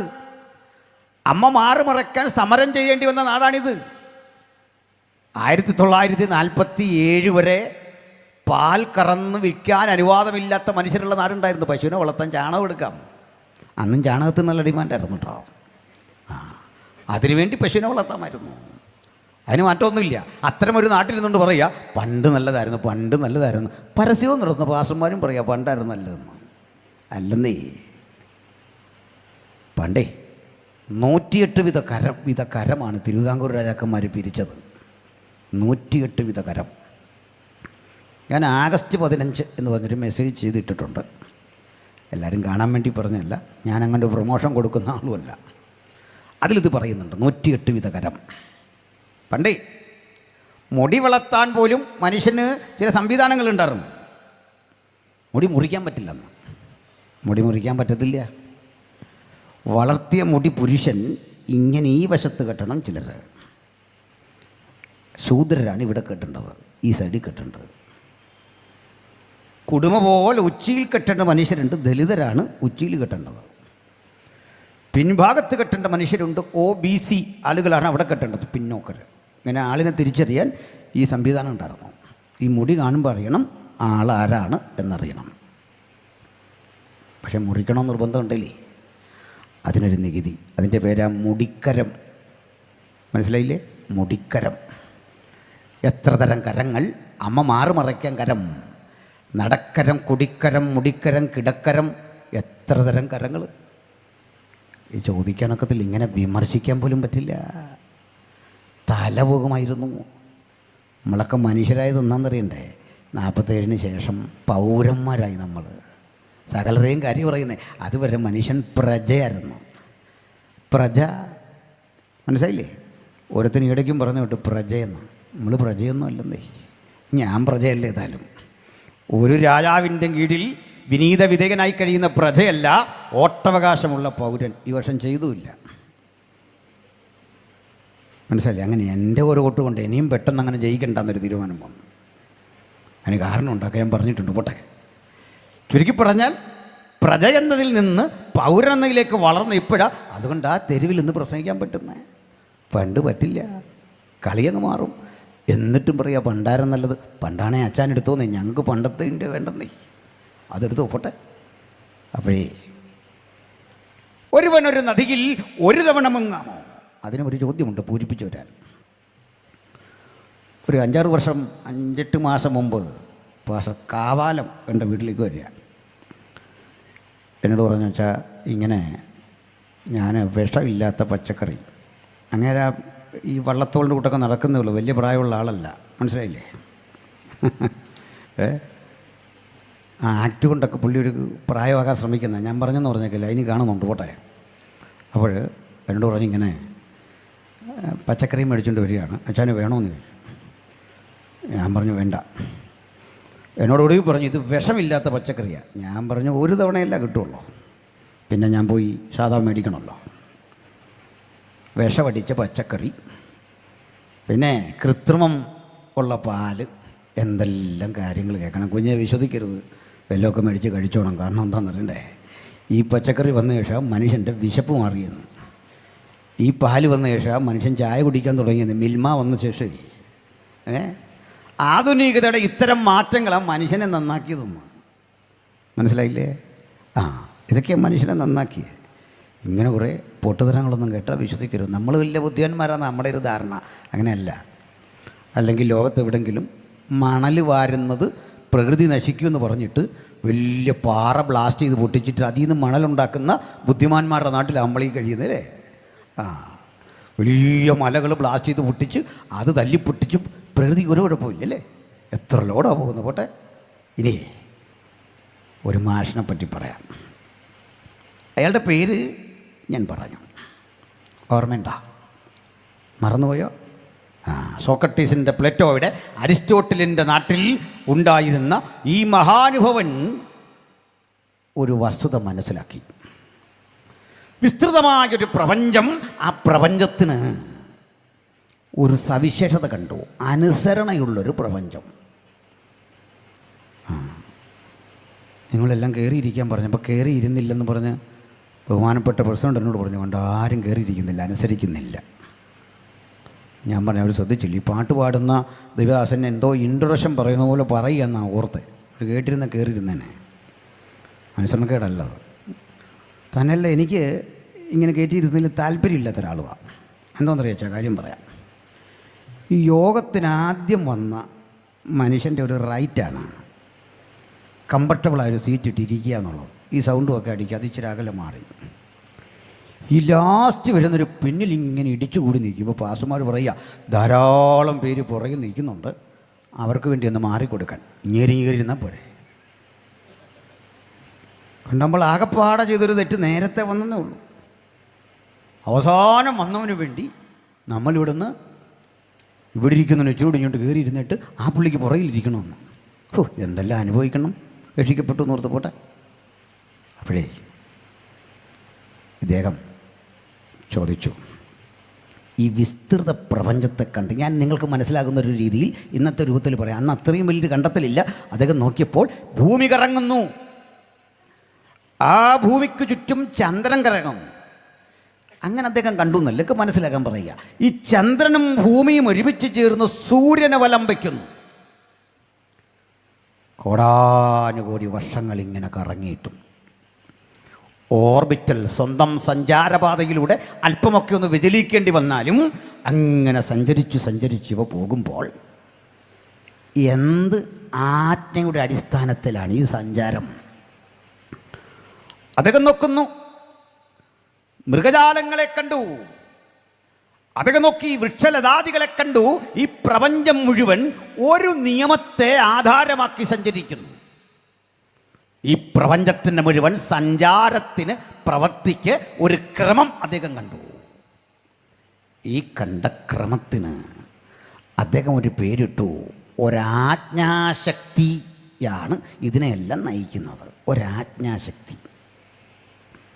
അപ്പോഴേ ഈ ഹെറാക്ലിറ്റസ് ഇതിന് ആജ്ഞാശക്തി എന്ന് പേരിട്ടെങ്കിലും അദ്ദേഹത്തിന് ഇതേക്കുറിച്ച് കാര്യമായിട്ട് അറിയില്ല. അദ്ദേഹം ഒരു കാര്യം ഉറപ്പിച്ചു, ഈ പ്രപഞ്ചത്തിൻ്റെ മുഴുവൻ ചലനാത്മകതയ്ക്ക് പിന്നിൽ ഒരാജ്ഞാശക്തി കൊണ്ട് അദ്ദേഹം ഉറപ്പിച്ചു. അത് ശരിയല്ലേ? കാരണം പറയാം. നമ്മൾ ഈ സിഗ്നൽ ഇല്ലാത്ത ഒരു സ്ഥലത്ത് വന്നു. കവലയാണ്, ഭയങ്കര തിരക്ക്. ഒരു 3-4 പോലീസ് അവിടെ നിൽക്കുകയാണ്. ഞാനിങ്ങനെ ഒരിക്കലും ഇതുപോലെ വരിക. ഈ അടുത്ത കാലത്താണ്. ഒരു പോലീസുകാരൻ ഇങ്ങനെ കാണിച്ചു പൊക്കോളാൻ, അടുത്തവൻ ഇങ്ങനെയും കാണിച്ചു. നമ്മൾ പോയാൽ ഈ പുള്ളിയുടെ തെറി, നിർത്തിയാൽ അയാളുടെ തെറി. നമ്മുടെയൊക്കെ ഒരു ജീവിതം ആലോചിച്ച് നോക്കി. കാരണം ഒരുത്തൻ ഇങ്ങനെ നിൽക്കുന്നു, ഒരുത്തൻ ഇങ്ങനെ നിൽക്കുന്നു. അയാളുടെ വേഗത കാരണം കൈ പറഞ്ഞു പോകുന്നു തോന്നുന്നു, ഇങ്ങനെ ഇട്ടം കാണിക്കുകയാണ്. അപ്പോൾ ഞാൻ പോകുന്നില്ല. ഇങ്ങനെ കിടന്നപ്പോൾ അദ്ദേഹം എൻ്റെ അടുത്ത് ഇങ്ങനെ കണ്ട് ചോദിക്കുന്നു. ഗ്ലാസ് ഇട്ടേ കൊണ്ട് ആ തെറി ഗ്രാമർ തിരിച്ചെനിക്ക് കിട്ടിയില്ല. അപ്പം ഞാൻ ഇവിടുന്നോണ്ട് ഇങ്ങനെ കാണിച്ചു, ഇത് കൂട്ടുകാരെന്താ ഇങ്ങനെ നിൽക്കുന്നു. അപ്പോൾ പുള്ളി ഒന്ന് നോക്കി വെച്ച് ഇതികർത്തവ്യത മൂടനായി അവിടെ നിന്നു. എന്തുകൊണ്ടൊരു പിടിയില്ല. അപ്പം ഞാനിവരെ നോക്കിയിട്ട് നിങ്ങളൊരു തീരുമാനം എടുക്കുന്ന അർത്ഥത്തിൽ ഞാനും അവിടെ ഇരുന്നു. കൊടുക്കും ഇയാളിങ്ങനെ മറ്റവൻ കൈ കാണിച്ച് ഇങ്ങനെ നിർത്തിയപ്പോൾ എന്നോട് പൊക്കോളാൻ പറഞ്ഞു. അങ്ങോട്ട് പോവുകയും ഇപ്പോൾ ഇടിക്കുന്നൊരു വണ്ടി ഇങ്ങോട്ട് വരിക. അതും KSRTC വരവല്ലേ, വല്ല മയം ഉണ്ടോ? ശമ്പളം കിട്ടാത്തതിൻ്റെ അരിശം കൂടെ നമ്മൾ തീർത്ത് കളയും. ഒരൊറ്റ വരവ്. ഈ KSRTC സൈഡിൽ ഇരിക്കുന്നുണ്ടോ? പണിക്കൂലി തീരെ ഇല്ലെന്ന് ജ്വല്ലറിക്കാരൻ്റെ പരസ്യമാണ്. ഒരൊറ്റ വരവോ പണിക്കൂലി തീരെ ഇല്ലെന്ന്. പിന്നെ മനസ്സിലാക്കുന്നത് ജുവലറിക്കാരൻ്റെ മാത്രം പരസ്യമല്ല, ഇത് വണ്ടി ഓടിക്കുന്നതിൻ്റെ അനുഭവം കൂടാ. അവൻ ആ വാശിയും വൈരാഗ്യവും എല്ലാം തീർത്തിങ്ങോട്ട് വരികയാണ്. നമ്മൾ പാടയെ ഗതിയെ നോക്കിപ്പോയാലും രക്ഷയില്ല. ഇതിൻ്റെ അർത്ഥം അറിയോ, പല ആളുകളെ നിയന്ത്രിക്കാനുണ്ടെങ്കിൽ കളിത ഇങ്ങനെ നിൽക്കുമെന്ന്. ഒരാളെ ഉണ്ടെങ്കിൽ ഇടി നടക്കില്ല, ഇതങ്ങ് പോകും. ഒരൊറ്റ നിയമം കോടാനുകോടി വർഷങ്ങൾ ഈ പ്രപഞ്ചത്തെ മുഴുവൻ ഇത്തരം പ്രതിസന്ധിക്ക് വിധേയമാക്കാതെ സംരക്ഷിക്കുന്ന ആ ശക്തിക്ക് അദ്ദേഹം ഇട്ടൊരു പേരുണ്ട്, ലോഗോസ്. മറക്കരുത് ഈ പേര്, ലോഗോസ് എന്ന്. പിന്നീട് വന്നവരൊക്കെ ചിന്തിച്ചു, എന്താണ് ഈ ലോഗോസ്? ലോഗോസിന് പലതരം അർത്ഥമുണ്ടായി. അറിവ്, ജ്ഞാനം, ശാസ്ത്രം, പലതരം പേരുകൾ രൂപപ്പെട്ടു വന്നു. കൃത്യമൊരു ഉത്തരം ആർക്കും പറയാൻ കഴിയാതിരിക്കെ, ഒരു ഗ്രീക്ക് ചിന്തകനും വിശദീകരിക്കാൻ കഴിയാതിരിക്കെ, ബേസൈദ കടൽക്കരയിലെ ഒരു മത്സ്യബന്ധന തൊഴിലാളിയായിരുന്ന സബദിയുടെ മകൻ, ആ മകനെ കർത്താവ് ഇട്ടി വിളിച്ച ഒരു ഓമനപ്പേരുണ്ട് തൻ്റെ സഹോദരനെ കൂട്ടി, ഇടിമക്കൾ എന്നർത്ഥം വരുന്ന ബോവർണഗോസ്. അത് തോന്നുന്നുണ്ടോ? വെറുതെ ഒരു ഇരട്ടപ്പേരിട്ട് വിളിച്ചാൽ തോന്നുന്നുണ്ടോ? ഇല്ല. കർത്താവിനെ ചുറുചുറുക്കും ആത്മാർത്ഥയൊക്കെ കണ്ടപ്പോൾ പിടികിട്ടി, ഇവനൊന്ന് പറഞ്ഞാൽ അത് ഇടിനാദം പോലെ ഇരിക്കണം. മനസ്സിലായില്ലേ? ആ ഇടിനാദത്തിൻ്റെ ഗർജനം പോലെ യോഹന്നാൻ നിന്നിട്ട് പറയുക, അല്ലയോ ഗ്രീക്ക് ചിന്തകന്മാരെ, ഹെറാക്ലിറ്റസേ, സോക്രട്ടീസേ, പ്ലേറ്റോ, അരിസ്റ്റോട്ടിൽ, നിങ്ങൾ കാലത്തോട് വിളിച്ചു പറഞ്ഞില്ലേ പ്രപഞ്ചം മുഴുവൻ അനുസരിക്കുന്ന ഒരാജ്ഞാശക്തിക്ക് ലോഗോസ് എന്ന് വിളിച്ചില്ലേ? ആ ലോഗോസിനെ പറ്റി നിങ്ങൾ നടത്തിയ കണ്ടെത്തലിനെ ഞാൻ പൂരിപ്പിച്ചു തരാം. ദാ കേട്ടുകൊള്ളൂ. ആദിയിൽ ലോഗോസ് ഉണ്ടായിരുന്നു, ആ ലോഗോസ് ദൈവമായിരുന്നു, ആ ലോഗോസ് ദൈവത്തോടു കൂടെയായിരുന്നു. തീർന്നില്ല. എന്നിട്ട് പറയുക, ആ ലോഗോസ് ഉണ്ടല്ലോ, അത് ജഡമെടുത്ത് ഞങ്ങൾക്കൊപ്പം വസിച്ചു, ഞങ്ങൾക്കൊപ്പം ഭക്ഷിച്ചു, ഞങ്ങൾക്കൊപ്പം നടന്നു, ഞങ്ങളുടെ കൂടെ ജീവിച്ചു. ഞങ്ങൾ അവൻ്റെ മഹിമ കണ്ട സാക്ഷികൾ. ആജ്ഞാശക്തിക്ക് അധികാരമുള്ള ആ ദൈവപുത്രനെ ചരിത്രം ലോഗോസ് എന്ന് പേരിട്ടപ്പോൾ അത് പൂരിപ്പിക്കാൻ ദൈവം കണ്ടെത്തിയ ഭാഗ്യവാനായ ആ ദൈവദാസന്റെ പേരാണ് യോഹന്നാനെങ്കിൽ, ഈ രാത്രി സുവിശേഷത്തിൻ്റെ പരിശുദ്ധി വിശ്വസിക്കുന്ന ദൈവമക്കളെ, ആർക്കും തടയാനാവാത്ത ജ്ഞാനത്തിൻ്റെ വിവേകത്തിൻ്റെ ആഴങ്ങളിൽ കൂടി തൻ്റെ മക്കളെ കൊണ്ടുപോകാൻ കഴിയുന്ന അതുല്യമായ വചനത്തിൻ്റെ പേരാണ് സുവിശേഷം. ഞങ്ങളിത് ഈ ഗ്രാമത്തോട് ഘോഷിച്ചിട്ട് അതിൻ്റെ സാരാംശം, അതിൻ്റെ ഉള്ളടക്കം ഇങ്ങനെ വിളിച്ചാവർത്തിക്കട്ടെ. മറ്റൊരുവനിലും എവിടെയും രക്ഷയില്ല. നാം രക്ഷിക്കപ്പെടുവാൻ ആകാശത്തിന് കീഴിൽ മനുഷ്യരുടെ ഇടയിൽ നൽകപ്പെട്ട വേറെ ഒരു നാമവും ഇല്ല. Hallelujah, praise the Lord. അപ്പോൾ സുവിശേഷത്തിന് അങ്ങനെയൊരു സവിശേഷതയുണ്ട്. നമ്മളതാ പറഞ്ഞു വരുന്നത്, ശ്രദ്ധിച്ച് കേൾക്കണം. സന്തോഷമല്ലേ? മനസ്സിലാകുന്നുണ്ടോ? അപ്പോൾ ഈ വചനം ശരീരമെടുത്തു. ലോഗോസ് എൻ സാർക്കേ, ലോഗോസ് സാർക്കേ ചെയ്തു. സാർക്കേ എന്ന് പറഞ്ഞാൽ ശരീരം അല്ലെങ്കിൽ ജഡം. ജഡമെടുത്തു. ലോഗോസ് ജഡമെടുത്തതിൻ്റെ പേരാണ് കർത്താവായ യേശുക്രിസ്തു. മനസ്സിലായില്ല? വ്യക്തമാക്കാം.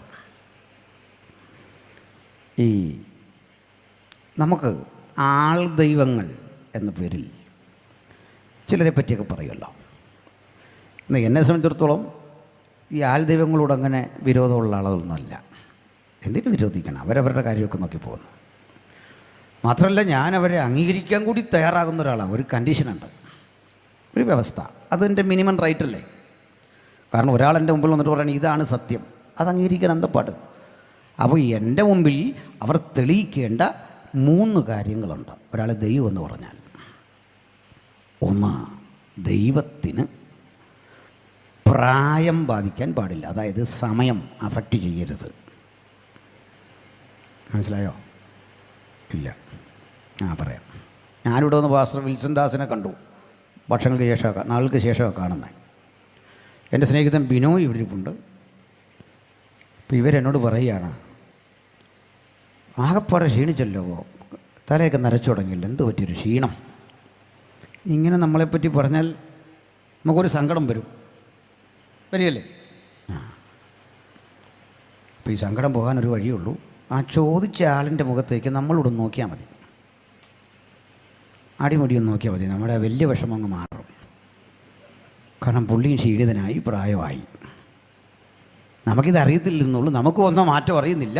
അവരനെ നോക്കിയിട്ട് പറയാം, ആകപ്പാടെ അങ്ങ് പോയല്ലോ, എന്ത് പറ്റി, ക്ഷീണിച്ചല്ലോ. അപ്പം ദൈവത്തിന് സമയം ബാധിക്കാൻ പാടില്ല. മനസ്സിലായോ? കാലം നമ്മളെങ്ങനെ ബാധിക്കും, അങ്ങനെയാണ്. അത് പിന്നെ സ്ത്രീകൾ ഇതിനെ അതിജീവിക്കുന്നൊരു രീതിയുണ്ട്. സഹോദരിമാർ ഇങ്ങനെ വല്ലതും പറഞ്ഞാൽ പറയും, എൻ്റെ ചെറുപ്പത്തിൽ എന്നെ ഒന്ന് കാണണമായിരുന്നു, ഞങ്ങളുടെ അച്ഛൻ്റെ അടുത്ത് ഒന്ന് ചോദിക്കണം. ഏത് ധൈര്യത്തിലേക്ക് പറഞ്ഞെന്നറിയണ്ടേ? അവർക്കറിയാൻ ആരും പോയി അവരുടെ ചെറുപ്പത്തിൽ ഇനി അവരെ കാണുകയില്ലെന്ന്. എങ്ങനെ പറ്റുമത്? സാധിക്കുന്ന കാര്യമാണോ? പിന്നെ ആകെപ്പാടെ ഒരു പഴയ ഫോട്ടോ എടുത്തിട്ടുണ്ട്, കല്യാണ ഫോട്ടോ. അതും പഴയ കല്യാണ ഫോട്ടോ അല്ലേ. പണ്ടത്തെ കാലത്തെ കല്യാണ ഫോട്ടോ എന്ന് പറഞ്ഞാൽ ഈ ഓലയിട്ട പന്തലാണ്. അതിനകത്തുകൂടി നിഴലടിച്ച് കണ്ടാൽ ആ കഴിക്കാൻ വന്നവരും പാസ്റ്ററും കല്യാണം നടത്തിയവരും എല്ലാം ത്വക്ക് രോഗമുള്ളവരാന്ന് തോന്നും. മൊത്തം പേർക്കും ത്വക്ക് രോഗം. കണ്ടു കഴിഞ്ഞവർക്ക് ഇതുമല്ല, ഇത്തരം അസലയത്തിലുള്ള ആൾക്കാർക്ക് ഭക്ഷണം കൊടുക്കാൻ തോന്നും. ഇതൊന്നും കൊണ്ട് വാദം ചെയ്യിക്കാൻ പോകുന്നില്ലെന്നേ. പ്രായം അഫക്റ്റ് ചെയ്യരുത്. ഇതായി പറഞ്ഞു ഒന്നിൻ്റെ അർത്ഥം. ഒന്നുകൂടി പറഞ്ഞാൽ ഭൂതകാലം, ഭാവികാലം, വർത്തമാനകാലം എന്നൊന്നുണ്ടാകാൻ പാടില്ലാത്ത കാലാതീതനാകണം ദൈവം. കാലത്തിനതീതൻ, കാലാധീനനാവരുത്. ഓക്കെ. അതുകൊണ്ട് ഏത് ശ്രേഷ്ഠന്മാരും, ചില ശ്രേഷ്ഠന്മാരൊക്കെ മരിക്കുമ്പോൾ മരിച്ചു എന്നല്ല പറയുന്നത്, കാലം ചെയ്തു, കാലം കയറി അടിച്ചെന്ന്. ഇനി ഞങ്ങൾക്കൊക്കെ എന്തോ പറ്റിയേ? നമുക്കിതാ പറ്റിയ, നമ്മളും കാലം ചെയ്തു, അത്രേ ഉള്ളൂ. വ്യത്യാസം അത്രേ ഉള്ളൂ. കാര്യം മനസ്സിലായോ? അത് പറയാൻ കാരണം നമുക്ക് ഭൂതകാലത്തിലേക്ക് പോകാൻ വയ്യ. ഒരു രക്ഷയില്ല ഭൂതകാലത്തിലേക്ക് പോകാൻ. ഞാൻ മനസ്സിലാക്കുന്നിടത്തോളം നമ്മുടെ പ്രസിഡൻറ്റ് സ്ട്രിക്റ്റായൊരു മനുഷ്യനാണ്. അങ്ങനെയാണല്ലോ. അത് അധികാര സ്ഥാനത്തിരിക്കുന്നവരൊക്കെ ആ സ്ട്രിക്റ്റായിട്ട് പോയി നോക്കില്ല. വീട്ടിലെ മക്കളോട്, ഭാര്യയോട്, പാസ്റ്റർമാരോടെല്ലാം ഒരല്പം ഗൗരവം, നമ്മളങ്ങനെയാണ്. പക്ഷേ ഈ അച്ഛൻ്റെ സകല ഗൗരവം ചോർത്തിക്കളയുന്ന ചിലരാ വീട്ടിലുണ്ട്. അത് ഈ കൊച്ചുമക്കളാണ്. ഒരു രക്ഷയില്ല. സകല ഗ്ലാമറോടെ പോവും. വരച്ച് വരയിൽ അവർ നിർത്തും. ഞാൻ കഴിഞ്ഞ ദിവസം കേരളക്കരെ മുഴുവൻ നടുക്കിയ ഒരു മഹാവിപ്ലവകാരിയെടുത്താണ് പോയത്, വെള്ളത്തുവൽ സ്റ്റീഫൻ. കേട്ടിട്ടുണ്ടാവും. ഒരു കാലഘട്ടത്തിൽ അദ്ദേഹത്തിൻ്റെ തലയുടെ വില സർക്കാരിട്ടത് 1,00,000 രൂപയാണ്. സാധുവായിട്ട് അദ്ദേഹം ഇപ്പോൾ ഒരു ടൈലറി സെൻറ്റർ ഒക്കെ നടത്തി പോവുകയാണ്. ഈ വിപ്ലവ കഥകളൊക്കെ പറഞ്ഞപ്പോൾ ഞാൻ ചോദിച്ചു, മക്കളുണ്ടോ? ഉണ്ട്. കൊച്ചുമക്കളുണ്ടോ? ഉണ്ട്. 2.5 വയസ്സ്. എന്നാൽ ഞാൻ പറയുന്നത് നക്സൽബാരി വിപ്ലവത്തെക്കാൾ വലുത് വരാൻ പോകുന്നു. പഞ്ചപുച്ച വടക്കി അച്ഛനെ അനുസരിപ്പിക്കുക പയ്യൻ, ആ കുഞ്ഞെ, കൊച്ചുമോൻ. അങ്ങനൊരു മോൻ്റെ കഥ പറയാം. ഒരു കൊച്ചുമോൻ ഒരു രാത്രി എണീറ്റു, ഭയങ്കര കരച്ചിൽ. കരഞ്ഞ് ബഹളം വെച്ചപ്പോൾ വീട്ടിലെല്ലാവരും ഉണർന്നു. വല്യപ്പനും വല്യമ്മ എല്ലാം ഉണർന്നൊരു ചോദിച്ചു, എന്തോ കുഞ്ഞ് കരയുന്നേ? അവനവരുടെ കാര്യം പറഞ്ഞതേ, എനിക്ക് കുറേ മഞ്ചാടിക്കുരു വേണം, അതൊരു ഡബ്ബയ്ക്കകത്തിട്ട് കിളിക്കണം. പുലി രാത്രി കിടന്ന മഞ്ചാടിക്കുരു എല്ലാം പെറുക്കി ഇതിനകത്തിട്ട് പൗഡറിനെടുത്തിട്ട് പൗഡർ കളഞ്ഞിട്ടിട്ട് ഇതിനകത്തോട്ടിട്ട് കിലുക്കിക്കോളാൻ പറഞ്ഞു. ആരാ? ഈ ഗ്രാൻഡ് ഫാദർ ചെയ്ത പണിയാണ്. ഈ അച്ഛൻ ഇപ്പോൾ ചെയ്തുകൊണ്ടിരിക്കുന്ന പണികളുടെ വേറെ വേർഷനാണ് ഞാൻ പറയുന്നത്. നമ്മളിപ്പോൾ എല്ലാം ചെയ്യാനിരിക്കുന്ന കേട്ടോ. കുഞ്ഞ് ചോദിച്ചു എല്ലാം ഇങ്ങനെ ചെയ്തു കൊടുക്കുക. ഇവരിങ്ങനെ കിലുക്കിക്കൊണ്ടിരിക്കുമ്പോൾ പറയാം, വല്യപ്പച്ച ഞാൻ ഇതല്ല പറഞ്ഞത്. പിന്നെ നീ എന്തുവാ പറഞ്ഞേ? എനിക്ക് ഇന്നല്ല കിലുക്കേണ്ടത്, എനിക്ക് ഇന്നലെ കിലുക്കണം. രക്ഷയുണ്ടോ? കുഞ്ഞെ, ലോകം മുഴുവൻ തീരെഴുതിയാലും നിനക്ക് ഇന്നലെ കിലുക്കാൻ പറ്റുകയില്ല. എന്താണെന്നറിയണ്ടേ? നീ കാലവിധേയനാണ്. നമുക്ക് തിരിച്ചു ചോദിക്കാം, ദൈവത്തിന് കാലത്തെ പുറകോട്ട് ചലിപ്പിക്കാൻ പറ്റുമോ? പറ്റണം. പറ്റിയില്ലെങ്കിൽ ദൈവമല്ല. മനസ്സിലായോ? ഈ ഡേറ്റ് ഇന്നലയിലേക്ക് മാറ്റാൻ കഴിയുന്നില്ലെങ്കിൽ ദൈവമല്ലെന്ന്. 2024 എന്ന് പറയുന്ന ഈ വർഷത്തെ 1 കൊല്ലം പുറകോട്ടിറക്കാമോ ദൈവത്തിന്? ഒന്നല്ല, എത്ര കൊല്ലവും ഇറക്കാൻ കഴിയണം എന്ന് ചങ്കുറപ്പോടെ പറയാൻ കഴിയുന്നവനെ ദൈവമെന്ന വിളിപ്പേരിന് അർഹനുള്ളൂ. മനസ്സിലായോ? ഇത് മനസ്സിലാക്കാൻ പാടാ അല്ലേ? അതെങ്ങനെയെന്നാ പറയാം. കാലം അല്ലെങ്കിൽ സമയം. മൂന്നാമത്തെ കാര്യം, ദൈവത്തിന് കാലം ബാധകമാകാത്തതുപോലെ പദാർത്ഥം ബാധകമാകരുത്. പദാർത്ഥം ചിലവർക്ക് നമ്മൾ ഈ വെള്ളം കുടിച്ചിട്ട് ആ വെള്ളത്തിൻ്റെ ബുദ്ധിമുട്ട്, തണുത്തതോ ചൂടോ എന്നൊക്കെയുള്ള പ്രശ്നമുണ്ട്. എനിക്ക് വെള്ളം വേണ്ട, ഇങ്ങോട്ട് അതുകൊണ്ട് വരല്ലേ ഇപ്പോൾ തൽക്കാലം. പലരും നമ്മളെ വെള്ളം കുടിപ്പിക്കാൻ നോക്കിയിട്ടുണ്ട്. അപ്പോൾ അതുകൊണ്ട് ഇതിൻ്റെ ഇടയ്ക്ക് വന്ന ആ കുഴപ്പം അതുകൊണ്ടാണ്. ഈ വെള്ളം കുടിക്കുമ്പോൾ ചിലർക്ക് തൊണ്ടയ്ക്ക് പ്രശ്നമുണ്ട്, അതൊക്കെ കൊണ്ട്. ഇനി വേണ്ട ചില ആളുകൾ ഈ ഒരു 10-50 പേരുള്ളൊരു സഭയിൽ 500 പേരുടെ സൗണ്ട് എടുത്ത് സംസാരിക്കും. സൗണ്ട് പെട്ടെന്ന് അങ്ങ് പോകും. അത് ഈ പിള്ളേരാണ് കൂടുതൽ ഇങ്ങനെ ചെയ്യുന്നത്. പിള്ളേരങ്ങനെ ചെയ്യുന്നൊരു തെറ്റല്ല കേട്ടോ. പിള്ളേർ ഈ വല്ലാത്ത ബഹളം വെക്കാനൊരു കാരണമുണ്ട്. ഈ പുതിയ തലമുറയിൽപ്പെട്ട കുഞ്ഞുങ്ങളൊക്കെ ഈ ഭൂതത്തെ വിടുന്ന കണ്ടാൽ നമുക്ക് തന്നെ അങ്ങ് സങ്കടം വരും. ഭയങ്കര ശബ്ദത്തിലാണ് പറയുന്നത്, വിട്ടുപോകുവാൻ ഞാൻ നിന്നോട് കൽപ്പിക്കുന്നു, റൈറ്റ് നൗ. ഗ്രാമറില്ലാത്ത ഇംഗ്ലീഷാണ്. എന്താ കാര്യം എന്നറിയണ്ടേ? ഞാൻ പണ്ട് ഈ നാടക ഫീൽഡിൽ പ്രവർത്തിച്ച ഒരാളാണ്. അഭിനയമൊന്നുമല്ല, വേറെ എൻ്റെ ജോലി. അതുകൊണ്ട് സ്റ്റേറ്റ് ലെവലിൽ വരെയൊക്കെ മാർക്ക് ഇട്ടിട്ടുണ്ട്. അതിൻ്റെ തിയറിയൊക്കെ പഠിക്കണം. നിങ്ങൾക്ക് നല്ലപോലെ നിങ്ങൾ ആസ്വദിച്ചൊരു നാടകത്തിന് 1ാം സ്ഥാനമൊന്നും കിട്ടുകയില്ല. കാരണം ജഡ്ജിരിക്കുന്ന ആസ്വദിക്കാനല്ല, വിലയിരുത്താനാണ്. ഈ ലൈറ്റിംഗ് ഉണ്ട്.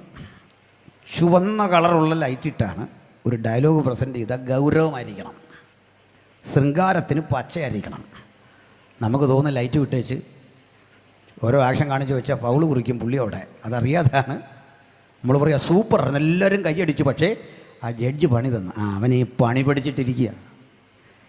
അതിന് മുന്നരം കൊണ്ട്, നടുവരം കൊണ്ട്, ചുറ്റരം കൊണ്ട്, ഇവിടെ നിന്ന് ആരെന്ത് ഡയലോഗ് പ്രസൻറ്റ് ചെയ്യണം, അതിന് നിയമമൊക്കെ ഉണ്ട്. ഒത്തിരി തിയറികളുണ്ട്. ഈ നാടകത്തിലൊക്കെ അഭിനയിക്കുന്ന പിള്ളേർ മാർത്താണ്ഡവർമ്മയായിട്ടൊക്കെ അഭിനയിക്കുമ്പോൾ കണ്ടില്ലേ, ഒരു പയ്യൻ ഓടി വന്നിട്ട് പറയുക, പ്രഭു ഒരു കാര്യം ഉണർത്തിക്കാനുണ്ട്. കൊച്ചി രാജ്യത്ത് നിന്നൊരു പട പുറപ്പെട്ട് തിരുവിതാംകൂറിലേക്ക് വരുന്നതായിട്ട് വിവരം കിട്ടു. അപ്പോഴേക്ക് ഈ രാജാവായിട്ട് അഭിനയിക്കുന്നവൻ നെഞ്ചൊന്ന് വിരിച്ചിട്ട് പറയും, അങ്ങനെയോ പോകട്ടെ ഒരച്ചകൂണിപ്പട വടക്കോട്ട്. ഒരു ചെണ്ട. അവനിങ്ങനെ മസിൽ പിടിച്ചിട്ട് നിൽക്കുക. നിങ്ങൾക്ക് തോന്നുന്നുണ്ടോ യഥാർത്ഥ മാർത്താണ്ഡവർമ്മ ഇങ്ങനെയാണ് ചെയ്യുന്നതെന്ന്? തോന്നുന്നുണ്ടോ? യഥാർത്ഥത്തിൽ മാർത്താണ്ഡവർമ്മ ഇങ്ങനെ ഇടുന്ന അലറുവോ, പോകട്ടെ എന്നൊന്നും പറയില്ല. എന്താ കാര്യം? ഇവനിത് പറയാൻ കാരണം അവൻ്റെ കുഴപ്പമില്ല, അവന് തന്നെ അറിയാം അവൻ മാർത്താണ്ഡവർമ്മയല്ലെന്ന്. മനസ്സിലായില്ലേ? അല്ല, അടൂരുള്ളവർക്ക് മനസ്സിലായില്ലേ, പിന്നെ ഇവിടെ ഉള്ളവർക്കാണ് മനസ്സിലാക്കുന്നത്. പോകട്ടെ വടക്ക്. എന്തിനാടാ ഈ മസിൽ പിടിക്കുന്ന? വല്ലാതെ ഇതുവല്ലം പോകുന്നുണ്ടോ? എന്തെല്ലാം കോലാഹലങ്ങൾ, എന്തെല്ലാം പ്രഹസനങ്ങൾ, എന്തെല്ലാം രീതികൾ. അപ്പഴേ ക്ഷമിക്കണം, ഞാൻ സാധാരണഗതിയിൽ ഈ പാട്ടൊക്കെ കഴിഞ്ഞേ വരാറുള്ളൂ, പ്രോഗ്രാമിന് വരാറുള്ളൂ. വണ്ടി ഇട്ടവിടെ കേൾക്കുക. അത് പാട്ടിനോടുള്ള വിരോധമല്ല, ഞാൻ പാട്ട് ആസ്വദിക്കുന്ന ഒരാളാണ്. ഇന്നിപ്പോൾ ഇവിടെ വന്നത് എനിക്ക് ഈ പാട്ടുകാരെ പണ്ടേ അറിയാം, നമ്മുടെ സൗരന്മാരാണ്, നേരത്തെ ഇവിടെ ഇരുന്നാണ്. കാരണം ചിലതരം ഈ പാട്ടുകൾ കകത്ത് ചില പ്രകടനങ്ങൾ സഹിക്കാൻ പാടാം. നിങ്ങളൊരു പക്ഷേ വീഡിയോ കാണുന്നൊരു രംഗം കണ്ടേക്കാം, വീഡിയോയിലുണ്ടോയെന്ന് എനിക്കറിയില്ല. ഞാനൊരു സ്ഥലത്ത് ഒരു ദേവാസനെ വിളിച്ചിട്ട് പറഞ്ഞു, സ്റ്റേജിൽ വന്ന് നേരത്തെ ഇരിക്കണം, ഞങ്ങളുടെ രീതി അതാന്ന് പറഞ്ഞു. പോയേക്കാം. അവിടെ ഒരു ചങ്ങാതി പാടാനുണ്ട്. അവൻ്റെ ഈ പാൻ്റെന്നൊക്കെ പറഞ്ഞാൽ ഒരു 10-45 പോക്കറ്റുണ്ട്. എനിക്ക് തോന്നുന്നു ഇത് കഴിഞ്ഞ് അവൻ ചമ്പം പറിക്കാൻ പോകുന്നുണ്ടെന്നാണ്. കാരണം അത് ഒരു ജോലിയല്ല, അതുകൊണ്ട് ഞാൻ മോശമായിട്ട് പറഞ്ഞല്ല കേട്ടോ. ഒരു ജോലി ചെയ്യുന്നവനെ അവമാനിച്ചല്ല, ഇത്രയും പോക്കറ്റുണ്ടല്ലോ കൊണ്ടാണ്. ഈ മുടി എന്നൊക്കെ പറഞ്ഞാൽ ഇങ്ങനെ വളർത്തി ഇതെങ്ങനെ ഇട്ടിരിക്കുക, അതൊരു തെറ്റല്ല. കാരണം ഇങ്ങനെയുള്ള ഫ്രീക്കന്മാർ ബൈബിളിലും ഉണ്ടായിരുന്നു. ബൈബിളിൽ ആദ്യത്തെ ഫ്രീക്കൻ നെബൂഖദ്നേസറായിരുന്നു, നഖം പോലും വെട്ടാൻ പറ്റിയില്ല. ബൈബിളിലുണ്ട് ഇതൊക്കെ. ഞാൻ ഈ നെബൂഖദ്നേസറിൻ്റെ അവസ്ഥയൊക്കെ ഓർക്കാറുണ്ട്. കാരണം നമ്മളെങ്ങാനും കാണാൻ ചെന്ന് വിളിക്കുമ്പോൾ നെബൂഖദ്നേസറിൻ്റെ ഭാര്യ ഉണ്ട്, അച്ഛാനേ പുല്ല് തിന്നാൻ അങ്ങോട്ട് പോയി, ഞാൻ കാടി കലക്കിക്കൊണ്ടിരിക്കുക, മോൻ വെയിറ്റ് ചെയ്യുക. ഇത്തരം ആളുകൾ ബൈബിളിലും ഉണ്ടായിരുന്നു. അപ്പോൾ ഇതുപോലൊരുത്തിന് ഇങ്ങനെ പാടാൻ നിൽക്കുകയാണ്. ഈ ഷർട്ടെന്നൊക്കെ പറഞ്ഞാൽ ഇത് തയ്ച്ചതാണോ എന്ന് തന്നെ നമുക്കറിയില്ല, ഇങ്ങനെ പറ്റിച്ച് വെച്ചിരിക്കുക, ഇറക്കം തീരെയില്ല, ഇവിടെ വരെ വന്നിരിക്കുകയാണ്. ആരാധന എൻ്റെ പാട്ടുമൊക്കെ എൻ്റെ ക്ലൈമാക്സിൽ വരും, പറയും കരമുയർത്തി കർത്താവിനെ സ്തുതിക്കോ. അപ്പോഴേക്ക് ഈ ഷർട്ട് പൊങ്ങിയത് ഇവിടെ കയറും. ഈ പാൻറ്റ് കിടക്കേണ്ട സ്ഥാനത്തുനിന്നൊരു 1.5 ഫർലോങ് താഴെയാണ്. ഫർലോങ്ങിൻ്റെ കണക്ക് അറിയാവുന്നൊരു കുറവല്ലേ? ഞാൻ ആ സൈഡിൽ ഇരുന്ന ഇവനിങ്ങനെ വിടുതൽ കൊടുത്ത് വന്ന് എൻ്റെ തലയിലും കൈവച്ചു. ഞാൻ ഈ മുടി എത്ര മണിക്കൂർ കൊണ്ടാണ് ചെയ്യും ഇങ്ങനെ ഒതുക്കി വെച്ചേക്കുന്നതെന്ന് എനിക്ക് അറിയത്തുള്ളൂ. എന്തെല്ലാം പ്രയോഗം നടത്തിയല്ല ഇതൊന്നും അടങ്ങുന്നത്. ഇവനെൻ്റെ തലയിലിട്ടങ്ങ് വലിച്ചു. ഈ നാളികേരം വിളഞ്ഞതാണോ നോക്കുന്ന ഒരു 5-6 പിടി ഇവൻ്റെ കൈ പിടിച്ചിരിക്കാനുള്ള ത്രാണി എനിക്കുണ്ടോ? ഒടുക്കം എന്താ തലയൊക്കെ വെച്ചിട്ട് വ്യാപരിക്കട്ടെ ഇപ്പോൾ തന്നെ വ്യാപരിക്കട്ടെ. എനിക്കൊന്ന് ഇവൻ്റെ വ്യാപരി ഇളകി കിടക്കാൻ തോന്നി. ഇങ്ങനെ ഇവൻ എന്നോട് പറയുക വ്യാപരിക്കട്ടെ എന്ന് പറഞ്ഞ് എൻ്റെ ഈ മുടിയെല്ലാം കൂടി ഇങ്ങനെ എഴുന്നേറ്റ് നിൽക്കുകയാണ്. അരുണോദയം പോലെ ശോഭ എന്നൊക്കെ പറഞ്ഞ പോലെ. നമ്മൾ വെളിപ്പാട് ദിവസം പ്രസംഗിക്കുകയും വേണം. 7 തലയും 10 കൊമ്പും കൊമ്പുകളിൽ 10 രാജമുടിയുമുള്ളൊരു മൃഗം. ഇതൊക്കെ പ്രസംഗിക്കാനാണ് കൊണ്ടുപോയേക്കുന്നത്. പിന്നെ ബാക്കിയൊന്നും ഞാൻ പറയുന്നില്ല. അവസാനം ഇവൻ എന്നെ അവിടെ അങ്ങ് ഇരുത്തി. ഞാൻ ചോദിച്ചു, തൊക്കുരോം വല്ലതും ഉണ്ടോ? ഇല്ല. പിന്നെ എന്തോ വ്യാപിക്കുന്ന കാര്യമാണ് പറഞ്ഞു. പകരട്ടെ. എന്തോ പകരുന്ന? ഇത്തരം പ്രഹസനങ്ങളുടെ ഒരു ലോകമേ. ഞാൻ ഇത്രയൊക്കെ പറയാൻ കാരണമുണ്ട്. ബഹുമാനരേ, ഇവിടെ നമ്മൾ കണ്ടത് ഈ ദൈവത്തിനുള്ള അടുത്തൊരു യോഗ്യത പ്രായം ബാധിക്കരുത്, പദാർത്ഥം ബാധിക്കരുതെന്നും. 3ാമത്തെ യോഗ്യത പറയാം, സ്ഥലം ബാധിക്കരുത്. എന്താ സ്ഥലമെന്ന് പറഞ്ഞാൽ നമ്മളിങ്ങനെ പ്രാർത്ഥിക്കുക, കർത്താവേ ഈ അടൂരേക്ക് നിൻ്റെ സാന്നിധ്യം എന്ന് പറഞ്ഞ് ഈ അധ്യക്ഷൻ അങ്ങ് കരഞ്ഞ് പ്രാർത്ഥിക്കുക. നമ്മുടെ പാസ്റ്റർ ദൈവം ഉടനെ പറയുക, അത് മോനെ ഞാനിപ്പോൾ ഒക്കലഹവുമായില്ല, എനിക്കിപ്പോൾ അടൂർ വരാൻ നിർവാഹമില്ല, അടുത്ത ആഴ്ച ഞാൻ അതുവഴി വരുന്നുണ്ട്, ബാംഗ്ലൂർ ഒരു പ്രോഗ്രാമുണ്ട്, അതും കഴിഞ്ഞ് അവിടെ സാന്നിധ്യം ഇറക്കിയിട്ട് ഞാൻ അടൂർ വരാതിരിക്കുകയല്ല, അവിടെ വരാം. അടൂർ സാന്നിധ്യ സ്ഥിരം ഉണ്ടല്ലോ, അതുകൊണ്ട് ഞാൻ അതുവഴി ഒന്ന് വരുന്നുണ്ട്. ദൈവം ഇങ്ങനെ പറയുമോ? ഇല്ലെന്ന്. സകല ഇടത്തും ഒരുപോലെ സാന്നിധ്യമുള്ളവനാണ് ദൈവം. അവിടെയാണ് നമ്മൾ ഈ സെൽഫായിട്ടൊരുത്തൻ ദൈവമാണെന്ന് ക്ലെയിം ചെയ്താൽ അംഗീകരിക്കാത്തതിൻ്റെ കാര്യം അതാ. ഇത് പാസ്സായാൽ മതി. നമ്മൾ കാണുന്ന ദൈവങ്ങളെല്ലാം തന്നെ നമ്മളെപ്പോലൊക്കെ തന്നെയാണ് വിദേശത്ത് പോകുന്നത്. അല്ല, അവിടെ ചെന്ന് പ്രത്യക്ഷപ്പെടുകയാണ്. ഐക്യരാഷ്ട്ര സഭയിലൊക്കെ ആ ഭിത്തി തുളച്ചിങ്ങോട്ട് പ്രത്യക്ഷപ്പെട്ടിട്ട് സമാധാനമുണ്ടാകട്ടെ ആണോ? അല്ലെന്ന്. അത് നമ്മളെക്കാളിപ്പോൾ വ്യത്യാസമുണ്ട്. കാരണം ഈ മിക്ക ആൾ ദൈവങ്ങളും SLC പാസ്സല്ല. അതുകൊണ്ട് എമിഗ്രേഷൻ ക്ലിയറൻസ് വേണം. രാജ്യത്ത് വയലാർ രവി MP ആയപ്പോൾ വന്നൊരു മന്ത്രിയായപ്പോൾ കൊണ്ടുവന്ന നിയമമാണ്. പണ്ട് ഡിഗ്രിക്കാർക്ക് എമിഗ്രേഷൻ ക്ലിയറൻസ് ഒഴിവാക്കി കിട്ടുകയുള്ളായിരുന്നു. ഇപ്പം SLC പാസ്സായാൽ മതി. പക്ഷേ ഇവർ ആചാര്യ രജനീഷ് ഒഴികെ ഒരാളും പാസ്സല്ല. അതൊരു തെറ്റല്ലെന്നല്ല, അതൊരു കഴിവായിരുന്നു. അവർ ഒരു ദീർഘദർശനമായിരുന്നു. അവർക്കൊരു ദീർഘദർശനം ഉണ്ടായിരുന്നു. SLC എഴുതിയാൽ ജയിക്കില്ല, അതുകൊണ്ട് 3ാം ക്ലാസ്സിൽ നിർത്തി. അതൊരു ദീർഘദർശനം കേട്ടോ. അവിടെ വരെ പോയാൽ കച്ചയടിക്കില്ലെന്ന് മനസ്സിലായി, മുൻകൂട്ടി ഇതങ്ങ് നിർത്തി. അത് നമുക്ക് അഭിനന്ദിക്കാതിരിക്കാൻ വയ്യ. അങ്ങനെ ഒരു കാര്യമുണ്ടേ. അപ്പോൾ എന്തിനാ പറഞ്ഞേ? ഇവർ അവിടെ ചെന്ന് പ്രത്യക്ഷപ്പെടുക അല്ല, നമ്മളൊക്കെ പോകുന്നല്ലോ പോവുക. സ്ത്രീ പ്രസവിച്ച മനുഷ്യൻ അല്പായുസുള്ളവനും കഷ്ടസമ്പൂർണനുമാകുന്നു. അത് സകല മനുഷ്യർക്കും ബാധകമാണ്. ഇനി നിങ്ങൾക്ക് ഞങ്ങളെ വിചാരണ ചെയ്യാം, പ്രസംഗിച്ച എന്നെ വിചാരണ ചെയ്യാം. ഞാനിവിടെ നിങ്ങളുടെ മുമ്പിൽ നസ്രായനായ യേശുവിനെ ഇങ്ങനെ നിർത്തിയിട്ട് ഇതേ ചോദ്യം നിങ്ങളൊന്ന് ചോദിക്ക്. യേശുവിന് കാലം ബാധിച്ചോ? യേശുവിനെ പ്രായം ബാധിച്ചോ? സ്ഥലം ബാധിച്ചോ? സമയം ബാധിച്ചോ? പദാർത്ഥം ബാധിച്ചോ? പറഞ്ഞേ. ബാധിച്ചെന്ന് അല്ലേ? പിന്നെ 33 വയസ്സെന്തുവാ? ബാധിച്ചെന്ന്. അവൻ പാലസ്തീനിയ വിട്ട് പുറത്തു പോയില്ല. കണ്ടോ? സ്ഥലം ബാധിച്ചോ? പദാർത്ഥം ബാധിച്ചോ? അവൻ്റെ കൈകാലുകളിൽ ഇരുമ്പാണി അടിച്ചിറക്കി അവിടുന്ന് കരഞ്ഞു. മെറ്റീരിയലേ, പദാർത്ഥം ബാധിച്ചു. അപ്പോൾ യേശുക്രിസ്തു ദൈവമാണോ? ഇവിടെ ചില സഹോദരങ്ങൾ ഞങ്ങളോട് ചോദിക്കാറുണ്ട്, യേശു ദൈവമാണെന്ന് എവിടെയെങ്കിലും പറഞ്ഞോ? സുഹൃത്തെ, യേശു പറഞ്ഞാൽ ദൈവമാവില്ല. ഇത് 3ഉം, ഈ കടമ്പ 3ഉം കടക്കാതെ പോയാൽ ദൈവമാകില്ല. അപ്പോൾ നിങ്ങൾ എന്നോട് ചോദിക്കുക, താങ്കൾ യേശുവിൻ്റെ ദൈവത്വം വിശ്വസിക്കുന്നോ? ഞങ്ങൾ യേശുവിൻ്റെ ദൈവത്വമല്ലേ പ്രസംഗിക്കുന്നത്. അവിടുന്ന് സമ്പൂർണ്ണ ദൈവമെന്ന കാര്യത്തിൽ ഞങ്ങൾക്ക് തർക്കമില്ല.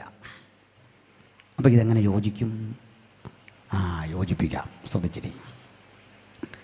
സ്ഥലം, കാലം, സമയം ഇത് ബാധകമല്ലാത്ത ദൈവം. അതാ ബൈബിളിൽ ദൈവത്തെക്കുറിച്ചുള്ള പരാമർശങ്ങളിൽ ഏറ്റവും ശ്രദ്ധേയം ദൈവം പിതാവ്, പുത്രൻ, പരിശുദ്ധാത്മാവ്. ക്രൈസ്തവനാണോ നിങ്ങൾ? നിങ്ങളുടെ ദൈവം പിതാവും പുത്രനും പരിശുദ്ധാത്മാവുമായ ഏക സത്യദൈവമാണ്. ആരാണ് പിതാവ്? പിതാവിന് തുടക്കമില്ല, അവസാനമില്ല. പിതാവില്ലാതിരുന്നൊരു കാലമില്ല, ഇല്ലാതിരിക്കുന്ന കാലമില്ല.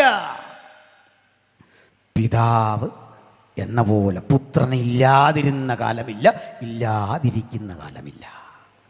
പരിശുദ്ധാത്മാവില്ലാതിരുന്ന കാലമില്ല, ഇല്ലാതിരിക്കുന്ന കാലമില്ല. അപ്പം ബൈബിളിലെ ദൈവത്തിൻ്റെ കാലം എന്താണെന്ന് മനസ്സിലാക്കണം. പറയാം. മോശ എഴുതി, ആദിയിൽ ദൈവം, ഒന്നിൻ്റെ ഒന്ന് ഉൽപ്പത്തി എങ്ങനെയാ? ആദിയിൽ ദൈവം, ഒരു തിരുത്തുണ്ട്, ശരിക്കുള്ള പരിഭാഷ ആദിയിൽ ദൈവം സ്വർഗങ്ങളും ഭൂമിയും സൃഷ്ടിച്ചു. ആദിയിൽ ദൈവം ആകാശഭൂമി എന്നല്ല, ആദിയിൽ ദൈവം സ്വർഗങ്ങൾ, ബഹുവചനമാണ്. In the beginning God created heavens and the earth, സൃഷ്ടിച്ചു. ശരി, നമുക്ക് ചോദിക്കാം, അതിനു മുമ്പ്? ആ ചോദ്യം പ്രസക്തമാണ്. വിവരമുള്ള അധ്യാപകൻ ഉത്തരം പറഞ്ഞേ പറ്റൂ, അല്ലേ ശ്രമിച്ചേ പറ്റൂ, അല്ലാതെ ക്ലാസ്സിൽ നിന്ന് ഇറക്കി വിട്ടിട്ട് കാര്യമില്ല. പറയൂ, അതിനു മുമ്പ്. മോശ തീരാൻ തുടങ്ങുമ്പോഴേക്ക് പറഞ്ഞു, ഈ ചോദ്യം മോശയ്ക്കും ഉണ്ട്. അതിനു മുമ്പ്. അപ്പോഴേ മോശ തീരാൻ തുടങ്ങുമ്പോൾ അദ്ദേഹത്തിൻ്റെ സഹോദരൻ മരിച്ചു കിടക്കുന്ന സമയമാകുമ്പോഴേക്ക് പറയുക, ഉൽപ്പത്തിയിൽ പണ്ട് തുടങ്ങി വെച്ച ആ വാക്യത്തെ പൂരിപ്പിച്ചിട്ട് 90-ാം സങ്കീർത്തനത്തിൽ അതിനപ്പുറത്ത് കടന്നൊരു സമയം തരിക. കർത്താവേ, നീ തലമുറ തലമുറയായി ഞങ്ങളുടെ സംഗീതമായിരിക്കുന്നു. പർവ്വതങ്ങളുണ്ടായതിനും നീ ഭൂമിയെയും ഭൂമണ്ഡലത്തെയും സ്ഥാപിക്കും മുമ്പ് അനാദിയായും ശാശ്വതമായും ഞങ്ങളുടെ ദൈവമാകുന്നു. ഉൽപ്പത്തിക്കപ്പുറത്തേക്ക് മനുഷ്യൻ്റെ മനനബോധത്തെ കൊണ്ട് ചാടിച്ചിട്ട മോശ സമാധാനത്തോടെ മരിച്ചേ. അല്ല, ഉത്തരമില്ലാത്ത പുസ്തകമല്ലിത്. ചോദ്യങ്ങൾക്ക് കൃത്യം ഉത്തരം അളന്നു തൂക്കി കുറിച്ച് ഭക്തൻ്റെ മനസ്സിനെ സംതൃപ്തിപ്പെടുത്തുന്ന മഹാസാഗരമാണ് ഈ പുസ്തകം. ഇന്ന് രാത്രി ഇതുകൊണ്ടാ വന്നിരിക്കുന്നെങ്കിൽ ഒരു കാര്യം ഉറപ്പാ, ഈ കൃതിയുടെ ഉത്കൃഷ്ടഭാവങ്ങളോട് എതിർക്കാൻ കെൽപ്പുള്ള ഒരാശയവും ലോകചരിത്രം കണ്ടിട്ടില്ല. അതാ ഞങ്ങൾ ഇന്ന് രാത്രി ആ മഹത്തര വചനത്തെ ഉയർത്തുന്നത്, അതിലെ സിദ്ധാന്തത്തെ ഉയർത്തുന്നത്, ആശയത്തെ ഉയർത്തുന്നത്. അപ്പം നമുക്കേ ഉൽപ്പത്തിയിൽ നിന്ന് ആ ചരിത്രം ഒരു ഡയഗ്രം വരച്ച് മുമ്പോട്ട് പോകണം. ആദിയിൽ ദൈവം, ശരി, ഒരു വര വരച്ച് ഇങ്ങനെ പോകാമല്ലോ.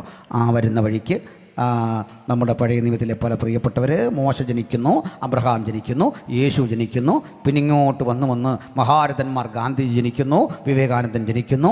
ഇങ്ങനെ വന്ന് ഇന്ന് കൺവെൻഷൻ വരെ നടക്കുന്ന ഒരു വര ഇങ്ങനെ ഇട്ട് പോകാം. പോകത്തില്ലേ? പോകാം, അടയാളപ്പെടുത്തി പോയാൽ മതി. പക്ഷേ ഈ വരവിലേ നമ്മുടെ കൂടെ വരാത്ത ഒരാളുണ്ട്. അത് യേശു കർത്താവാണ്. കർത്താവ് പറയും, നിങ്ങൾ മുമ്പോട്ട് പോക്കോ, നമുക്ക് കാണാം. കർത്താവെ, നിന്നെ എവിടെ വെച്ചാൽ കാണുന്നേ? കാണാമെന്ന് പറഞ്ഞു വിടുമല്ലോ. വേണ്ടെന്ന്, ഞാൻ പുറകോട്ട് നടക്കാം. അതെങ്ങനെ പറ്റും? പറ്റുമെന്ന്.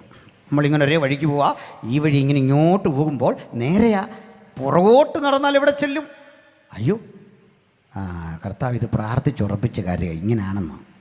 നമ്മൾ മുമ്പോട്ട് നടക്കും, കർത്താവ് പുറകോട്ട് നടക്കും. അതേ ഞാൻ പറഞ്ഞല്ല. എമ്മൗസിലേക്ക് പോയ ശിഷ്യന്മാരില്ലേ, അതൊരു സഹോദരിയും തൻ്റെ ഭർത്താവുമാണെന്ന് അവർ പഠനം. കുടുംബത്തിലേക്കാണ് പോയെന്ന്. അവർ രണ്ടുകൂടെ പോവാ. അവർ ഈ പലവിധ കാര്യങ്ങൾ പറഞ്ഞുകൊണ്ട് പോവുക, ഭാര്യയും ഭർത്താവിടെ. മനസ്സിലായില്ലേ? അത് നല്ലൊരു സഹോദരിയാണ്. ഈ സഹോദരിയോ സഹോദരനോ ഏതെങ്കിലും വട്ടെ, അവർ പോകുമ്പോൾ ഈ സാരിയുടെ കളറോ മേടിക്കേണ്ട ഭക്ഷണത്തിൻ്റെ വിഷയങ്ങളോ ഒന്നും അല്ലല്ലോ പറഞ്ഞുകൊണ്ട് പോകുന്നത്. ഇങ്ങനെ യേശുവിനെക്കുറിച്ച് പറഞ്ഞുകൊണ്ട് പോകുമ്പോൾ യേശു കൂടെ കൂടി. ഓർമ്മയില്ലേ? അവിടെ വന്നപ്പോൾ കർത്താവ് പറഞ്ഞു, നിങ്ങളൊരല്പം മുമ്പോട്ട് പോകുന്ന പോലെ, യേശു മുമ്പോട്ട് പോകുന്ന പോലെ പോകാൻ ഭാവിച്ച പറഞ്ഞ്, നാദാ പോവില്ലേ, വീട്ടിൽ കൂടെ വായോ. വീട്ടിൽ ചെന്നു. ഭക്ഷണം വാഴ്ത്തി നുറുക്കിക്കഴിഞ്ഞ് യേശുവിനെ കാണുന്നില്ല. എവിടേക്കാണ് പോയെന്നറിയണ്ടേ? പറയാം. യോഹന്നാൻ 17 യേശു ഒരു പ്രാർത്ഥന. പിതാവേ, ലോകാരംഭത്തിന് മുമ്പ് നിൻ്റെ അടുക്കൽ എനിക്കുണ്ടായിരുന്ന മഹത്വത്തിലേക്ക് എന്നെ കൈക്കൊള്ളണം. എവിടേക്ക് എന്നെ കൊണ്ടുപോകണമെന്നാ? ലോകം ആരംഭിക്കുന്നതിന് മുമ്പേ നിൻ്റെ അരികിൽ ഞാൻ ഇരുന്നിരുന്നു. അവിടേക്ക്, ഉൽപ്പത്തിയുടെ പുറകിലേക്ക്. നമ്മോട് പറയാ, ഞാനിരിക്കുന്ന അതേ ഇടത്ത് നിങ്ങളെയും ചേർത്ത് കൊള്ളുവന്നു. മനസ്സിലായോ പറഞ്ഞേ? അപ്പം നമ്മൾ ഇതുണ്ട് ഇങ്ങനെ ഇറങ്ങി ഇവിടെ വരുമെന്ന് യേശു ഇവിടെ നിൽപ്പുണ്ടെന്ന് പിടിയിട്ടില്ല. മനസ്സിലായോ? കാലാതീതനാണ് ഈ ക്രിസ്തു, സമയത്തിനതീതനാണ് ഈ ക്രിസ്തു. അങ്ങനെയെങ്കിൽ നമ്മൾ വരയ്ക്കുന്ന ഡയഗ്രം ഒന്ന് മാറ്റി വരയ്ക്കണം. ഇങ്ങനെയല്ല ബൈബിളിലെ ആ ഡയഗ്രം വരയ്ക്കേണ്ടത്. ഒരു വൃത്തം വരച്ചാൽ മതി. ആ വൃത്തത്തിൽ ഉൽപ്പത്തി എവിടെ അടയാളപ്പെടുത്തണം. ആ വൃത്തത്തിൽ എവിടെ കുത്തിയാലും അത് അതിൻ്റെ ആരംഭമാണ്. പക്ഷേ വന്നു നിൽക്കുന്നത് അതിൻ്റെ പുറകിലാണ്. കാരണം സ്ഥലവും കാലവും സമയവും പദാർത്ഥവും ഒന്നും ബാധിക്കാത്തവനാണ് നമ്മുടെ കർത്താവ്. അതുകൊണ്ട് വചനം പറയുക, അവന് ഗതിഭേദത്താലുള്ള ആച്ഛാദനമില്ല. മനസ്സിലായല്ലോ? ഇനി പിന്നെ നമ്മൾ കണ്ട 33 വയസ്സ് പറയാം. ആരംഭമില്ലാത്ത, അവസാനമില്ലാത്ത സ്ഥലം, കാലം, പദാർത്ഥം ഇവയ്ക്ക് വിധേയനാകേണ്ട ആവശ്യമില്ലാത്തവൻ മനഃപൂർവ്വം അതിന് വിധേയനാകാൻ താഴേക്കിറങ്ങിയ ആ പ്രക്രിയയുടെ പേരാണ് സുവിശേഷം. ഇതൊന്നും വേണ്ടാത്തവനെ താഴേക്കങ്ങ് ഇറങ്ങിയെന്ന്, അതിൻ്റെ പേരാ സുവിശേഷം. അപ്പോൾ അവന് സ്ഥലം ബാധകമായി, സമയം ബാധകമായി, പദാർത്ഥം ബാധകമായി. അതാ നമ്മൾ കണ്ട 33 വയസ്സിലെ സമ്പൂർണ്ണ മനുഷ്യൻ. യേശുവിനെ ജീവിതത്തിൻ്റെ ആകത്തുകയിലെടുത്താൽ സമ്പൂർണ്ണ ദൈവം. യേശുവിനെ 33 തിരുവയസ്സിൻ്റെ ആകത്തുകയിലെടുത്താൽ സമ്പൂർണ്ണ മനുഷ്യൻ, സകലതും തികവാർന്ന മനുഷ്യൻ. മനുഷ്യത്വവും ദൈവത്വവും ഒരുപോലെ. അതുകൊണ്ട് ഇടയ്ക്കിടയ്ക്ക് ദൈവത്വം യേശു ആവശ്യമുണ്ടെങ്കിൽ പ്രകടമാക്കും. ആവശ്യമുണ്ടെങ്കിൽ പ്രകടമാക്കുള്ളൂ. നമുക്കിവിടെയാണ് തെറ്റിപ്പോയത്. നമുക്ക് തോന്നുമ്പോൾ ഇത് പ്രകടമാക്കാൻ നല്ലല്ല. ആവശ്യമുണ്ടെങ്കിൽ. എന്താ എൻ്റെ തെളിവ്? 5 അപ്പം യേശു 5000 കൊടുത്തു. പുരുഷന്മാരുടെ എണ്ണം 5000. സ്ത്രീകളുടെ എണ്ണം അവിടെ എഴുതിയിട്ടുണ്ടോ? അതെന്താ എഴുതാഞ്ഞത്? അറിയാവോ? ആർക്കെല്ലാം അറിയോ? കണക്കില്ലാതെയാണ് സഹോദരിമാർ പലപ്പോഴും കഴിക്കുന്നത്. എന്തെങ്കിലും ഒരു കണക്ക് ഈ കാര്യത്തിലുണ്ടോ? ഇല്ല. എല്ലാവരും കഴിക്കുന്നതോടെ അവർ കഴിക്കുമോ? കഴിക്കുകയില്ല. ജോലി തിരക്കാന്ന് പറയും. എന്തിനാ? കണക്കിൽപ്പെടാതിരുന്ന് കഴിക്കാനാ. ഡൈനിങ് ഹാളിലേക്ക് വരത്തില്ല, ഡൈനിങ് ടേബിളിൻ്റെ അവിടെ ഇരിക്കുകയില്ല, മറഞ്ഞിരുന്ന് അടിക്കുന്നത്. ചില ചെറിയ പെൺകുട്ടികൾ അമ്മമാരുണ്ടല്ലോ, 10-30 വയസ്സിൽ താഴെയുള്ള, അവർ ഈ കുഞ്ഞുങ്ങളെ ഇങ്ങനെ ചൂണ്ടിക്കാണിച്ച് പറയുക, എൻ്റെ ദിവ്യാസനെ അതിൻ്റെ ഒരു ഷേപ്പ് കണ്ടില്ല, എൻ്റെ കോലം കണ്ടോ, ഒരു വക അത് കഴിക്കുകയില്ല. ശരിയാ, കുഞ്ഞ് കഴിക്കേണ്ടതെല്ലാം കൂടി ഇങ്ങനെ തോണ്ടി.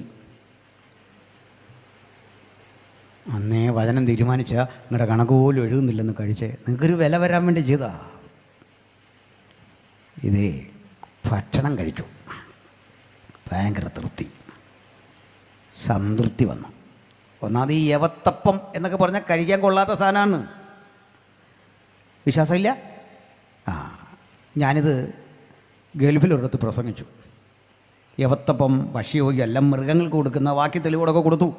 കുതിരയ്ക്ക് കൊടുക്കുന്ന ഭക്ഷണം. എന്നെ വിളിച്ചോണ്ട സഹോദരൻ അടുത്ത ദിവസം ഒരു ഹോട്ടലിൽ പോയി യവത്തപ്പം വാങ്ങി തന്നു. ഒരപ്പം ചുറ്റും ഇങ്ങനെ പുല്ലെല്ലാം അരിഞ്ഞിട്ടിരിക്കുന്നു, കുറേ കാടെല്ലാം അരിഞ്ഞിട്ടിട്ടുണ്ട്. അത് കഴിച്ചു. അന്ന് വൈകിട്ടും അത് കഴിച്ചു, പിറ്റേന്ന് രാവിലെ അത് കഴിച്ചു.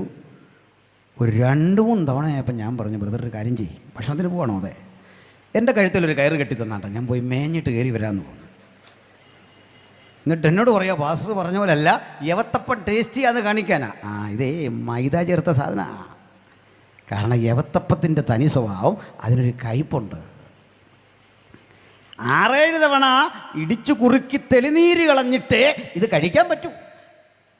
കയ്പുണ്ട്. അപ്പോളേ 5 യവത്തപ്പവും 2 മീനും കൊണ്ടൊരു പയ്യൻ വന്നെങ്കിൽ അത് മൊത്തം അവന് കഴിക്കാനല്ല. ചില പഠനം പറയുന്നത് ഇത് കൊണ്ടുവന്ന അന്ത്രയോസിൻ്റെ മകനാണെന്നാണ്. അപ്പോൾ 2 അപ്പം മോനും 3 അപ്പം അന്ത്രയോസിനും, ഓരോ മീനും 2 പേർക്കും. ഇതതിൻ്റെ കണക്ക്. ഒരു 5 അപ്പം 2 മീനും കൂടെ ഒരു കൊച്ചു പയ്യൻ അടിക്കുമോ? അങ്ങനെ അടിക്കുന്ന കുഞ്ഞുങ്ങളുണ്ടെങ്കിൽ ഈ അങ്കിൾ മുൻകൂട്ടി ക്ഷമ പറയുന്നു. ഞാനിത് പിൻവലിച്ചു, ഒന്ന് കണ്ടാൽ മതി, ഇത് കഴിഞ്ഞു. ഇങ്ങനെ എൻ്റെ കണക്ക്. അടുത്ത ദിവസം യേശു നമുക്ക് ഇഷ്ടപ്പെടാത്തൊരു പ്രയോഗം ഓഡിയൻസ് നോക്കിയിട്ട് പറയാതെ, നിങ്ങൾ വചനം കേൾക്കാൻ വന്നല്ലെന്ന് എനിക്ക് മനസ്സിലായി, അപ്പം തിന്നാൻ വന്നതാണ്. ശോ, അന്തസ്സും ആഭിജാത്യമുള്ള നമ്മളെന്ത് പറഞ്ഞനെ? ഞാൻ പറയും കർത്താവേ, ഞാൻ പോവാ, എനിക്കത് താല്പര്യമില്ല ഇത് കേൾക്കാൻ. അല്പമാണെങ്കിലും ഭക്ഷണമൊക്കെ എൻ്റെ വീട്ടിലുണ്ടല്ല, ഞാൻ അപ്പം കൊണ്ട് വന്നല്ല. ഇത് ഈ സാമാന്യ ബോധമുള്ളവൻ ആരോടെ ഇല്ലേ? ആരും മിണ്ടുന്നില്ല, ആരും പോകുന്നില്ല. എന്താ കാര്യം എന്നറിയണ്ടേ? അതാ യേശു അപ്പം കൊടുത്തുള്ള പ്രത്യേകത. കൈപ്പേറിയ യവത്തപ്പവും കടന്നിറങ്ങിയത് യേശുവിൻ്റെ കരങ്ങളിലൂടെ ആയപ്പോൾ അതിൻ്റെ സ്വാദ് മാറി, നിറം മാറി, ഗുണം മാറി. കഴിച്ചവനൊക്കെ പറയുക അതങ്ങോട്ട് കഴിക്കുകയും എൻ്റെ ഉന്മേഷം വർദ്ധിച്ചു. കാഴ്ച നഷ്ടപ്പെട്ടവർ പറയുക എൻ്റെ കണ്ണിൻ്റെ കാഴ്ച അത് തിരിച്ചു കിട്ടി, എൻ്റെ നടുവിൻ്റെ വേദന അങ്ങ് മാറിക്കിട്ടി. ഏറ്റവും മോശപ്പെട്ട വസ്തുവും കയറിയിറങ്ങിയത് ആ കരത്തിലൂടെ ആയപ്പോൾ കഴിച്ചവൻ എന്നിട്ട് പറയുക ഞങ്ങൾ അപ്പം കഴിച്ചു. എന്താ അനുഭവമായിരുന്നത്? ആളുകൾ പെട്ടെന്ന് ഇരമ്പി കയറിയപ്പോൾ യേശുവിന് മനസ്സിലായി ഇപ്പം മാർക്കറ്റ്, വചനം വേണ്ട. അതുകൊണ്ട് യേശു ഈ പ്രോഗ്രാമേ നിർത്തിക്കളഞ്ഞെന്ന്, പിന്നൊരുത്തിനും കൊടുത്തില്ലെന്ന്. മനസ്സിലായത് നിങ്ങൾക്ക്? അത്ഭുതം നടക്കാത്തതേ, അടയാളം നടക്കാത്തതേ, വീര്യപ്രവൃത്തി നടക്കാത്തതേ ആരെയും കുഴപ്പമല്ല. ഇത് തേടി വരുന്നവനെ നോക്കി കർത്താവ് പറയുക അതൊക്കെ പണ്ടേ കൊടുത്തു. വക്രതയും കോട്ടവുമുള്ള തലമുറ ഇതൊക്കെ തേടി വരുമ്പോൾ നിലനിൽക്കുന്ന ആഹാരം ഈ ദൈവത്തിൻ്റെ വചനത്തിലുണ്ട്. മനുഷ്യൻ അപ്പം കൊണ്ട് മാത്രമല്ല, ദൈവത്തിൻ്റെ വായിൽ നിന്ന് വരുന്ന സകല വചനം കൊണ്ടും ജീവിക്കുന്നു. നമുക്ക് വചനത്തെ ഉയർത്തണം, സുവിശേഷത്തെ ഉയർത്തണം. സുവിശേഷമാണ് ആത്യന്തികം. അതിൽ അനിവാര്യമായ ശുശ്രൂഷകൾ അതേ അളവിൽ നടന്നുകൊള്ളും. ഞാൻ നീട്ടുന്നില്ല. അപ്പോഴേ ഈ ലോഗോസ് ജഡമെടുത്ത് നമ്മുടെ ഇടയിൽ വന്നത് എന്തിനാ? അതുമാത്രം പറഞ്ഞ് നിർത്താം. ഇതിനെ കൃപയെന്നും സത്യമെന്നും 2 ഭാവം കൂടെ ഉണ്ടായിരുന്നു, പരസ്പരം ചേരാത്തത്. അതാണ് നമ്മൾ പറഞ്ഞു തുടങ്ങിയത്. അതിനെ സംക്ഷേപിക്കാം. ലോകത്താർക്കും പറ്റാത്തൊരു കാര്യമാണ്. ഈ കർത്താവിനെ പഠിക്കണം. ഒരു കൊടും കുറ്റവാളി യേശുവിൻ്റെ മുമ്പിൽ വന്നു. ഈ കൊടും കുറ്റവാളിയോട് യേശു ഇടപെടുന്നൊരു രീതിയുണ്ട്. അവനെ വേദനിപ്പിക്കല്ല യേശുവിൻ്റെ പ്രക്രിയ, ശിക്ഷിക്കുകയല്ല. പിന്നെന്താ യേശുവിൻ്റെ രീതി? പറഞ്ഞുതരാം, ശ്രദ്ധിക്കണം. മഹാനായ ഐസക് ന്യൂട്ടൺ ഉണ്ടായിരുന്നു, വലിയൊരു മാത്തമാറ്റീഷ്യൻ. പലകുറയിൽ ഐസക് ന്യൂട്ടൻ ഒരു ദൈവദാസം കൂടിയാണെന്നുള്ള മറ്റൊരു സത്യം. വെളിപ്പാടിനും ദാനിയേലിനുമൊക്കെ വ്യാഖ്യാനം എഴുതിയ ആളാണ്. ഭയങ്കര പക്വത. അദ്ദേഹം ഒരു ദിവസം തൻ്റെ വിലപിടിപ്പുള്ള മാത്തമാറ്റിക്കൽ പ്രബന്ധങ്ങൾ ഇങ്ങനെ എഴുതി അടുക്കി വച്ചിരിക്കുകയാണ്. അദ്ദേഹം വീടിനുള്ളിലെ ഒരു ഡെസ്ക്, ഉയരമുള്ള ഒരു ഡെസ്കിൻ്റെ അരികിൽ നിന്നുകൊണ്ടാണ് എഴുതുന്നത്. ഒരു മെഴുതിരി കത്തിച്ച് വെച്ചിരിക്കും. അദ്ദേഹം എന്തോ ആവശ്യത്തിന് പുറത്തേക്ക് പോയി വരുമ്പോൾ തൻ്റെ വളർത്തു നായ ഈ മെഴുതിരി തട്ടിയിട്ടു. കാര്യം വരുമ്പോൾ കാണുന്നത് വർഷങ്ങൾ കൊണ്ട് ന്യൂട്ടൻ എഴുതി തയ്യാറാക്കിയ ഗവേഷണ പ്രബന്ധങ്ങൾ ഇരുന്ന് കാത്തുന്നു. ഒന്നും മിച്ചം കിട്ടിയില്ല. നമ്മളാണെ ആ പട്ടിക്കുട്ടിയെ എന്ത് ചെയ്തേനെ? ന്യൂട്ടൻ അതിനെ ഇങ്ങോട്ട് പിടിച്ചു, തൻ്റെ മാറോടടുക്കി പിടിച്ചിട്ട് ഒരു കൊട്ട് കൊടുത്തു. എന്നിട്ട് പറഞ്ഞു, ജാക്കി, നീ ചെയ്ത തെറ്റിൻ്റെ ഗൗരവം വല്ലോ നിനക്കറിയാവോ? എന്നിട്ട് അതിനെ ഇങ്ങനെ തഴുകി ഉറക്കി.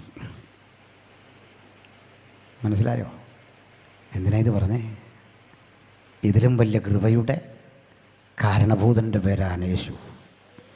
നമ്മൾ ചെയ്ത തെറ്റിൻ്റെ കുറ്റത്തിന് അടി തന്നൊതുക്കുകയല്ലിത്, അരികിലേക്ക് ചേർത്ത് പിടിച്ചിട്ട് ഒരു സ്വാന്തനം. ഈ സ്വാന്തനത്തിൻ്റെ പ്രത്യേകത അറിയാമോ? ശിക്ഷയേക്കാൾ വലുതാണെന്നേ ക്ഷമയുടെ പ്രത്യേകത. ക്ഷമ ശിക്ഷയേക്കാൾ വലുതാണ്. എങ്ങനെയാണത്? പറയാം. എൻ്റെ മോള് ഈ നീറ്റ് എക്സാം എഴുതി. ആദ്യ റൗണ്ടിൽ കിട്ടിയില്ല. വലിയ പ്രതീക്ഷയായിരുന്നു.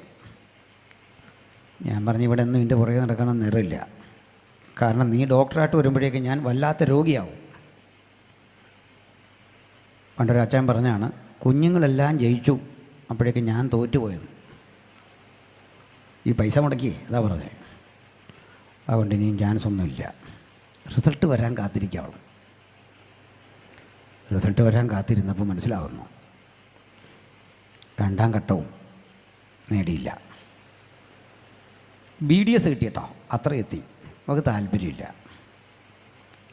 ഈ റിസൾട്ടൊക്കെ വന്നപ്പോൾ ഇവയ്ക്ക് ഇതെന്നോട് പറയാൻ മടി. കാരണം പ്രതീക്ഷിക്കുന്നത് എന്താണെന്നറിയണ്ടേ? നോ, ഇനി കണ്ടിന്യൂ ചെയ്യാൻ പറ്റില്ല. ഞാനിത് ഊഹിച്ചു, ഇവൾക്കൊരു പക്ഷെ കിട്ടിക്കാണില്ല. ശിക്ഷ ഭയന്ന് കഴിയുന്ന കുഞ്ഞിൻ്റെ അരിയിലേക്ക് എന്നിട്ട് പറഞ്ഞോ, കുഞ്ഞുവാ, you please wait for the next opportunity. കുഞ്ഞ് പഠിച്ചാട്ടെ, ധൈര്യമായിട്ട് പോയാട്ടെ. ഇവൾ പൊട്ടിയൊരു കരച്ചിൽ. കാരണം പ്രതീക്ഷിച്ചത് ശിക്ഷ, കൊടുത്തത് കാരുണ്യം. മനസ്സിലാകുന്നോ? ചെറിയ ഉദാഹരണം പറഞ്ഞതിനെന്നറിയണ്ടേ? എന്തുകൊണ്ട് എനിക്ക് തോന്നിയെന്നറിയണ്ടേ? അതാ അപ്പൻ്റെ ഹൃദയം. അപ്പൻ്റെ ഹൃദയം പലപ്പോഴും കാഠിന്യമായി കാണുന്നവർക്ക് തോന്നും. ഞാനതുകൊണ്ട് പറയാറുണ്ട്, അപ്പനാരാണെന്ന് അറിയണമെങ്കിലേ വാക്കിലും ശകാരത്തിലും ശണ്ടയിലും തല്ലുന്ന വടിയിലും മാത്രം ശ്രദ്ധിച്ചാൽ പോരാ. ഇവിടുന്ന് പഠിക്കാൻ പോകുന്ന കുഞ്ഞിനെ ആലപ്പുഴയാണെന്ന് തോന്നുന്നു, റെയിൽവേ സ്റ്റേഷൻ അടുത്തെന്ന് തോന്നുന്നു, അല്ലെ തിരുവല്ല, അല്ലെ ചെങ്ങന്നൂർ. അപ്പൻ നിങ്ങളെ കൊണ്ടുപോകുന്ന വഴിക്ക് അമ്മയും സഹോദരനും വേണ്ടപ്പെട്ടവരൊക്കെ ഉണ്ട്. അമ്മ 100 കാര്യങ്ങളിങ്ങനെ പറയും.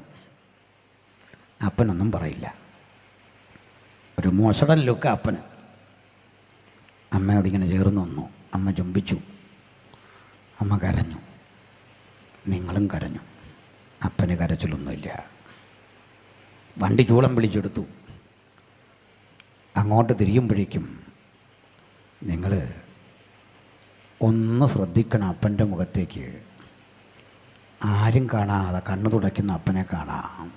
കണ്ണും തുടയ്ക്കും. അതാണ് അപ്പൻ. മനസ്സിലായോ? ആരും കാണില്ല. നമുക്കൊരപ്പനുണ്ടെന്ന് മുകളിൽ. ശിക്ഷിച്ചു തോൽപ്പിക്കുന്നവനല്ല, സ്നേഹിച്ചു മാത്രം. അങ്ങനെ ഒരു അപ്പനെ, സ്വർഗാദി സ്വർഗത്തിൽ അധിവസിക്കുന്നവൻ്റെ മഹത്വം മനസ്സിലാക്കാതെ മനുഷ്യരാശി ക്ഷയിച്ച ഇടത്ത് ഇതാ അവിടുത്തെ തേജോമയനായ പുത്രൻ കൃപയും സത്യവും നിറഞ്ഞവനായി വന്നു. ഞാൻ ആദ്യം പറഞ്ഞതിന് ഇങ്ങനെ ഉപസംഹാരം പറയാം. എന്നിട്ടേ കുറ്റം ചെയ്തവനെ വെറുതെ വിടുകയല്ല, കുറ്റത്തിന് ശിക്ഷ കൊടുത്തേ പറ്റൂ എന്ന് നിയമം നിൽക്കുന്ന ഇടത്ത് ഈ അപ്പൻ ശിക്ഷ കൊടുത്ത് എങ്ങനെയാണെന്നറിയണ്ടേ? എന്താ ഇവൻ്റെ കുറ്റം? കുറ്റപത്രം വായിച്ച് കെട്ടിട്ട് പറയുക, അവനെ കല്ലെറിഞ്ഞു കൊല്ലണം, പ്രാണനില്ലായ്മ ചെയ്യണം. അവൻ്റെ കുറ്റത്തിൻ്റെ ഗൗരവമത. പക്ഷേ നമ്മെ വെറുതെ വിട്ടിട്ട് ഈ ക്രിസ്തു തൻ്റെ ജീവരക്തം മറുവിലയായി അർപ്പിച്ച് പാപത്തിന് പ്രായച്ചിത്തം വരുത്തിയ ശേഷം ഉയരത്തിൽ പിതാവിൻ്റെ മഹിമയുടെ വലത്തുഭാഗത്തിരിക്കുകയും ദൈവദൂതന്മാരെക്കാൾ ശ്രേഷ്ഠമായ നാമത്തിന് അവകാശിയായി തീരുകയും ചെയ്തു. ആ പ്രവൃത്തിയാണ് വചനം ജഡത്തിൽ വെളിപ്പെട്ടപ്പോൾ കിട്ടിയതെങ്കിൽ സ്വർഗാദി സ്വർഗത്തിലെ കാരുണ്യം, ആ ദൈവത്തിൻ്റെ സ്നേഹത്തിൻ്റെ മൂർത്തിമദ്ഭാവം നമ്മൾ അനുഭവിച്ചതപ്പോഴാ യേശു ജഡത്തിൽ വന്നപ്പോൾ. ഈ രാത്രി ആ സ്നേഹം കൂടാതെ ഒരാളെങ്കിലും അടുത്ത മകലയുമായി ഈ തിരുവെഴുത്തിൻ്റെ സന്ദേശം കേൾക്കുന്നെങ്കിൽ ഇപ്പോഴാകുന്നു സുപ്രസാദ കാലം, ഇപ്പോഴാകുന്നു രക്ഷാ ദിവസം.